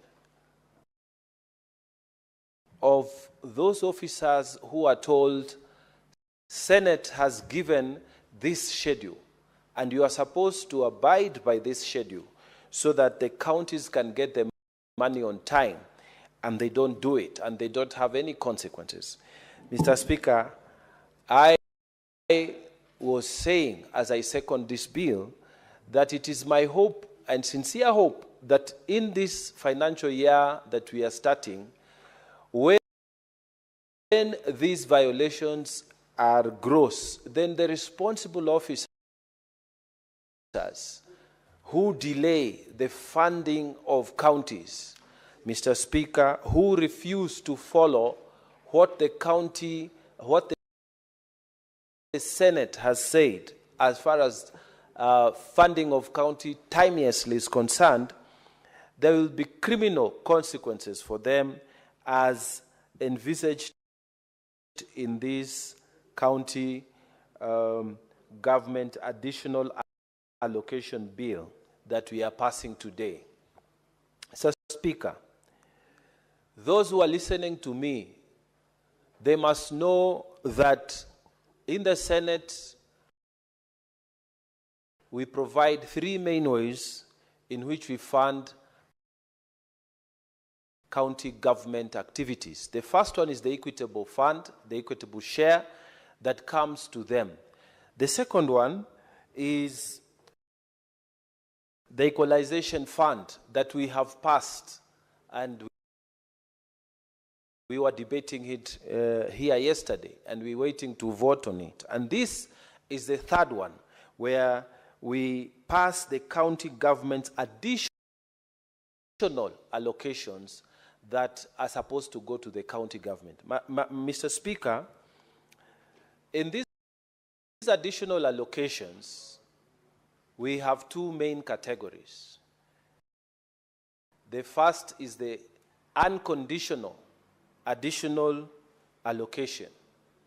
And these ones, the funds that come from the unconditional additional allocations to the counties, they come from revenues that have been collected from the courts and the court fines. When any county passes its laws and there is a contravention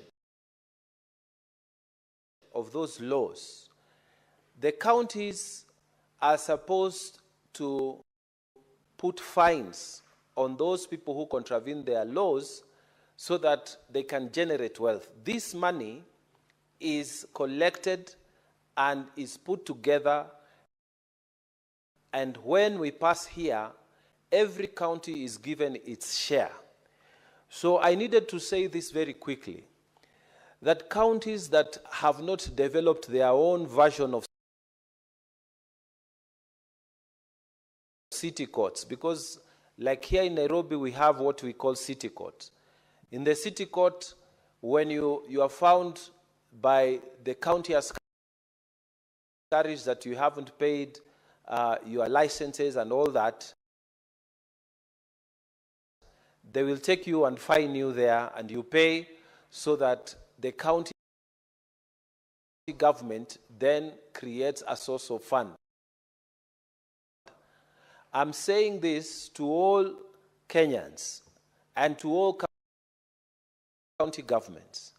Please develop the court systems in your counties, because there are counties that are not supporting the collection of these revenues. And as a result, Mr. Speaker, you will find very little money coming as collection back to the county revenue fund.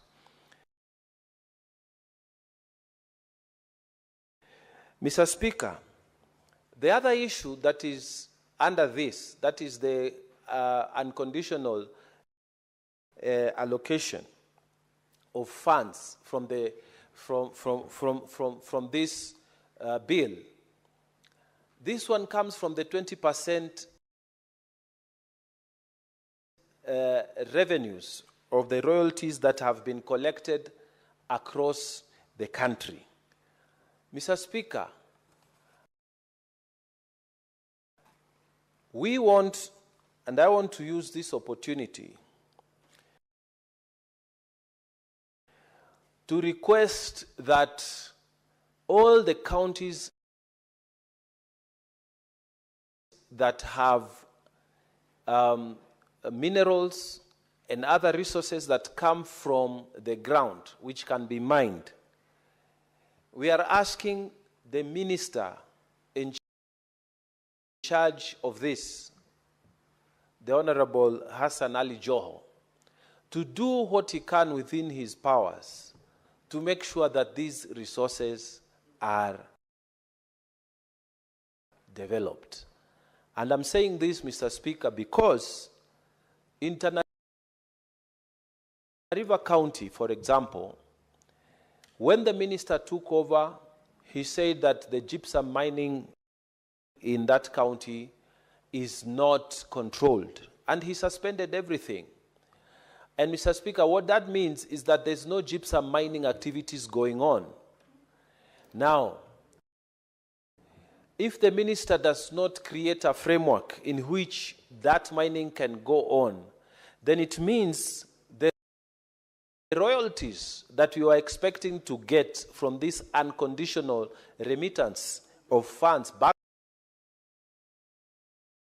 to the county will be reduced. So I'm asking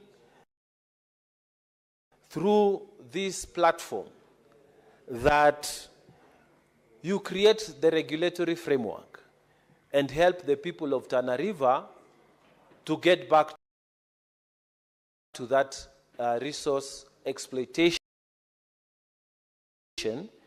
in an organized manner, because it was not very organized at the beginning, and that's why we supported your move to suspend the mining activities. But we want to go back, because this is one of the sources of unconditional transfers of monies back to the county. And Mr. Speaker, there is another problem at the Treasury, which we are asking the minister to also look at. Treasury, for a very long time, keeps on giving excuses when it comes to remittances of these 20% royalties back to counties. You will find that it becomes very difficult, for example, for Taita Taveta County, for Kwale County, even for Tana River County, to access the monies that are supposed to be coming from royalties. Mr. Speaker, even Kilifi County, these are the coastal counties that have mineral resources. And Mr. Speaker, you will find that Treasury continuously creates hurdle after hurdle. Even when we have passed it here in the Senate, and we are saying that the 20% mineral royalty share must come to the counties, they create hurdles and make it difficult for counties. Mr. Speaker, in this financial year 2025-2026, as we pass this law, we want to ask the Treasury, please do the right thing. Stop frustrating counties. When this schedule that we have passed, and it is passed and it becomes law, you should be able to obey it and give the counties what they deserve in terms of their funds. Mr. Speaker, I have said that these government additional allocations, they come through the unconditional, and number two, through the conditional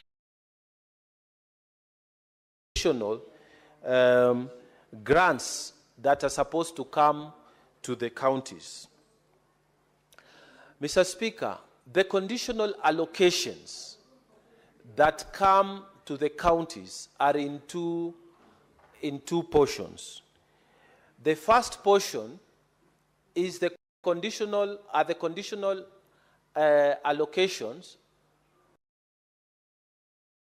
that the national government gives to counties so that the share of the counties from the revenues of the government are accessed to these counties, so that although these monies have been allocated to the national government, they are actually transferred back to the national, to the county governments. Mr. Speaker, I wanted to urge that we treat this bill with the seriousness that it deserves, and we fast track it.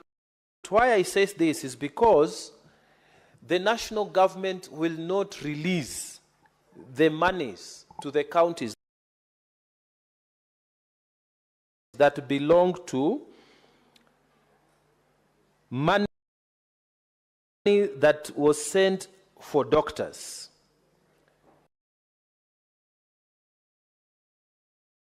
The arrears of monies payable to doctors through the collective bargaining agreement,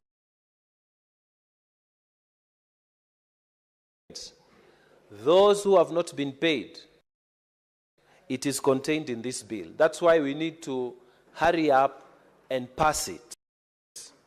Mr. Speaker, the conditional allocation for the community health promoters, the CHPs, is also contained in this bill. So that, Mr. Speaker, the monies that the national government, the portion, the share that the national government is supposed to give is also contained in this bill. Mr. Speaker, the conditional allocation for the construction of county headquarters, which include county headquarters like Tana River, Nyandarua, Lamu, and the other two, are contained in this bill. So the national government, through this bill, after we pass it, will be now in a position to transfer these funds to the relevant county government. And these amounts are contained in Schedule 2 of this bill. Mr. Speaker, the conditional allocations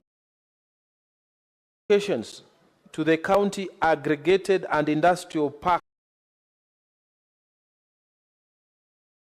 program that is set out in column D is also contained in these funds, in this bill. Mr. Speaker, you will remember that the president, during his campaigns, he had said that every county must have an industrial park, and each industrial park will be sponsored partly by the government, national government share, and there will be also a share by the county governments. Mr. Speaker, as we speak, there are counties that have not been able to do their industrial parks. And the reason is that these funds have not been released to them. So, Mr. Speaker, I'm urging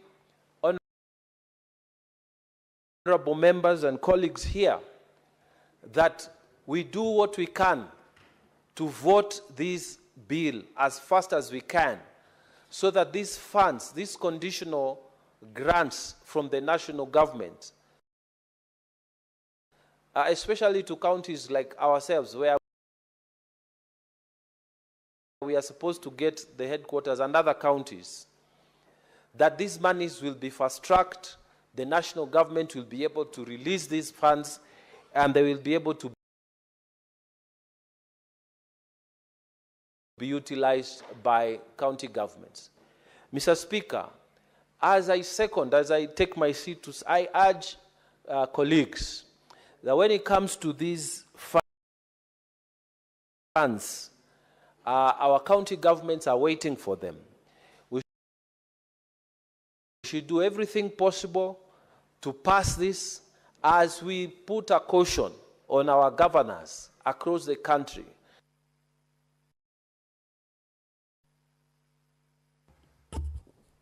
Thank you. Your time is up, Senator. Thank you.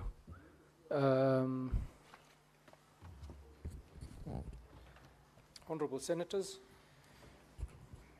I will now propose the question that the County Government's Additional Allocation Bill number 2, Senate Bills number 8 of 2025 be now read a second time. Senator Cheriot. Mr. Speaker, I rise to support this bill, Mr. Speaker, the County Government's Additional Allocation Bill. An important bill which we must give history for our colleagues to recall and remember how it came about. You know, yesterday I got into a lot of trouble, Mr. Speaker, for relaying very useful information which I thought would have helped one of our colleagues here. And they said, while they disagree with it, they went to say many other things. But I think history is important, Mr. Speaker, and people must understand the perspective. I continue to be proud of the work that we did in the Budget and Finance Committee in the time when I was a member in the last two Senates, Mr. Speaker. This is one of the signature bills of that committee. And the thinking, I don't know if members do know this, is that many times in this space of conditional and unconditional grants to our county governments, Mr. Speaker, they used to be unregulated. And therefore, what will happen is that you'll find that some mandarins will sit at Treasury and decide that there is an international agency like Danida which has come, and they would say, oh, we want to support a particular thematic area with regards to county governments. Therefore, the mandarins in Treasury, Mr. Speaker, I don't know who they are, but I just hear there are mandarins there. I thought my interaction with them has left me with a good impression that they're just good citizens. But anyway, I'm just being your average Kenyan, Mr. Speaker. So they would determine where to place those projects. And many times, we found out that those projects were specifically positioned in certain counties with no regards to any scientific evidence, Mr. Speaker, or framework of where to follow. So you'd say, oh, we want to pilot. In fact, the easiest way to do it they would say that we are piloting this project. And you realize that the piloting phase would always be done in particular counties. And there are counties which stood absolutely no chance, especially those that come from regions that were considered to be politically incorrect at the time, Mr. Speaker. And so we sat down as a committee and we said, this is actually us who have derelicted on duty. We checked out on the people that sent us to Parliament. And that's why these things are happening. And so from around the year 2020 or 21, I don't recall the specific year, we said even additional allocation to the county governments, Mr. Speaker, must pass through a particular framework. And that is the basis upon which you have this county government additional allocation bill, Mr. Speaker. It's a subset of CARA, but only that it carries any other additional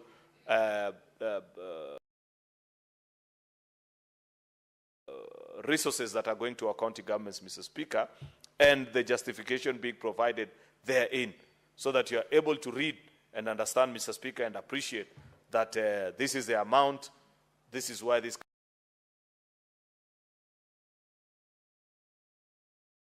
county is getting, this is why this county is not getting.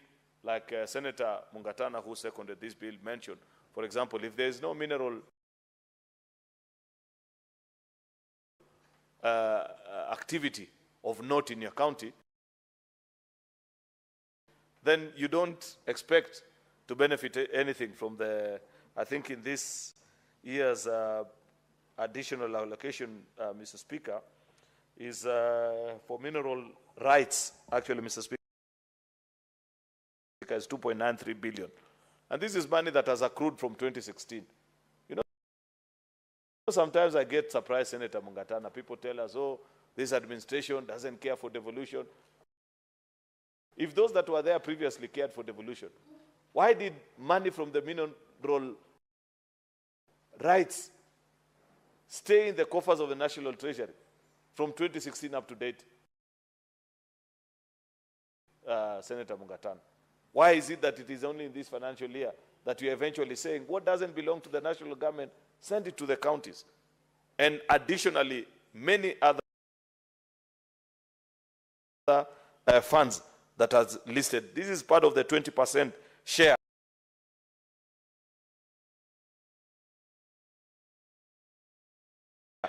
of the mineral royalties that is due to counties as per section 183.5 of the of the Mining Act, Cap 306, which stipulates that 20% of mineral royalties will be paid to the state shall accrue to the county government where the mining operations occur.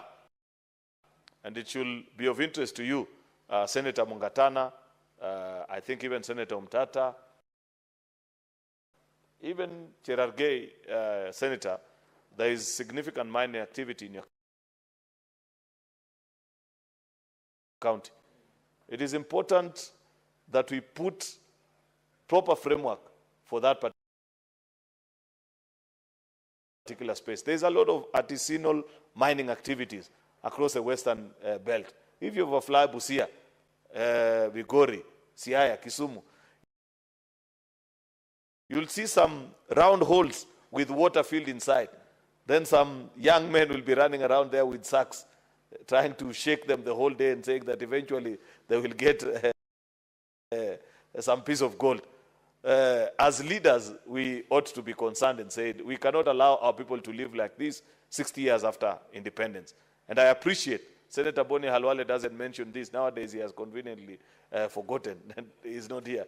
That initially, in his good days, before certain things happened, which I'm yet to know, he would always remind us that the largest gold refinery ever built in the Republic of Kenya is being built in Ikolomani, not Kakamega, Ikolomani, where he comes from. But nonetheless, while that is being done, the same needs to be replicated across all our counties, actually, that have presence of minerals, Mr. Speaker. Because this 20% from the mineral rights, Mr. Speaker, is a significant amount of money. And if we are able to grow that sector, Mr. Speaker, and ensure that it earns the country a significant amount, because it's not for lack of good amount of minerals, Mr. Speaker, that Mr. Speaker, that our country doesn't have a mature mining subsector. It is a fact that we have not created a proper regulation of that environment to attract investment. If you want to carry out significant, why all the serious players in the mining sector will never come to a country like Kenya, Mr. Speaker, is because of the difficulties that it will take. First of all, to secure community rights is a problem. Senator Eddie will show up with his sanguenas and say, oh, this land belongs to us. This man cannot mine until, I don't know, they do this. Then Cherargei will also come with his demands to the new investor. Until we get to a point of appreciating that no investor will come into our country where the laws don't protect them, and therefore provide a clear path for them to recoup their investment, Mr. Speaker, we are never going to develop this particular sector. We must clean up the Mining Act, Mr. Speaker, so that we make it business friendly. We make it possible to attract the big players in the mining sector globally, Mr. Speaker. The minute they will appreciate and they will know that this is a country governed by the rule of law, and as an investor, my rights are protected, then they will invest here and they will be able to provide opportunity in terms of employment and even resources, Mr. Speaker, to both the county and the national government, Mr. Speaker.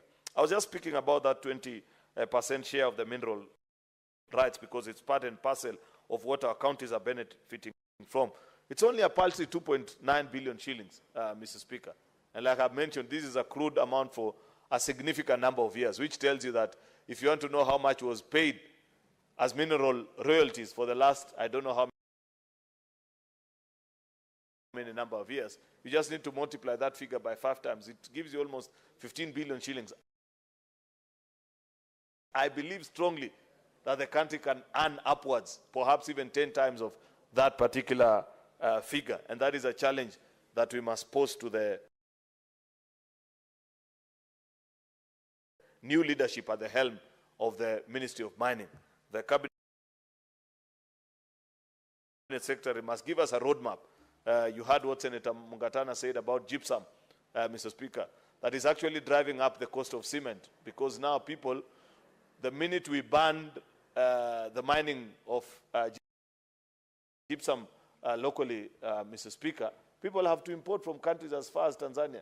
And it's not that we don't have that raw material available in the country. It is just because we cannot agree on how to run that particular trade. How long does it take the Ministry of Mining to make the decision? You register. Those that have got sites, sign up their contracts with their forwarding contracts with where they are taking those minerals, Mr. Speaker. If we continue to take the length of time that you are taking to make those decisions, no investor will invest in this particular sector. The bill in total, Mr. Speaker, distributes close to 70 billion across our counties, Mr. Speaker, which includes even money in form of court fines, Mr. Speaker, which is 9.95, actually 9.9, I'm struggling to get the exact figure. Oh yeah, the 2.95 actually is from court fines and mineral royalties. There is 9.95 billion from the national government share of the second schedule, and 5.9 from proceeds of loans and grants from development partners, which is the third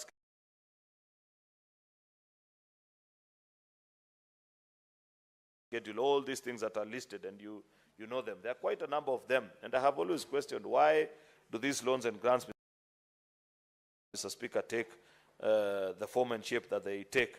There is even a proposal also on the community health promoters, 3.24 billion, Mr. Speaker. There is 454 million to 5 counties. I must register my disappointment, Mr. Speaker. You know, it was a very difficult task, I remember, here in 2016, to convince the House to build headquarters for 5 counties: Isiolo, Nyandarua, Tana River, Lamu, and I don't know which other one. Tharaka Nithi, actually. And there was a debate in the House because people say, we have needs also in our own county. But then good reason prevailed, and people agreed and said, given that these counties actually did not have district headquarters back in the day, they don't have even basic infrastructure to set up. And therefore, over the years, we have continued to pay. It has taken inordinately long to complete that payment, Mr. Speaker. But I was disturbed that recently, it was just 2 days after we had made the decision to add Nyandarua, one, into the list of the counties that are benefiting under the affirmative action. You remember there were 12 counties that we created.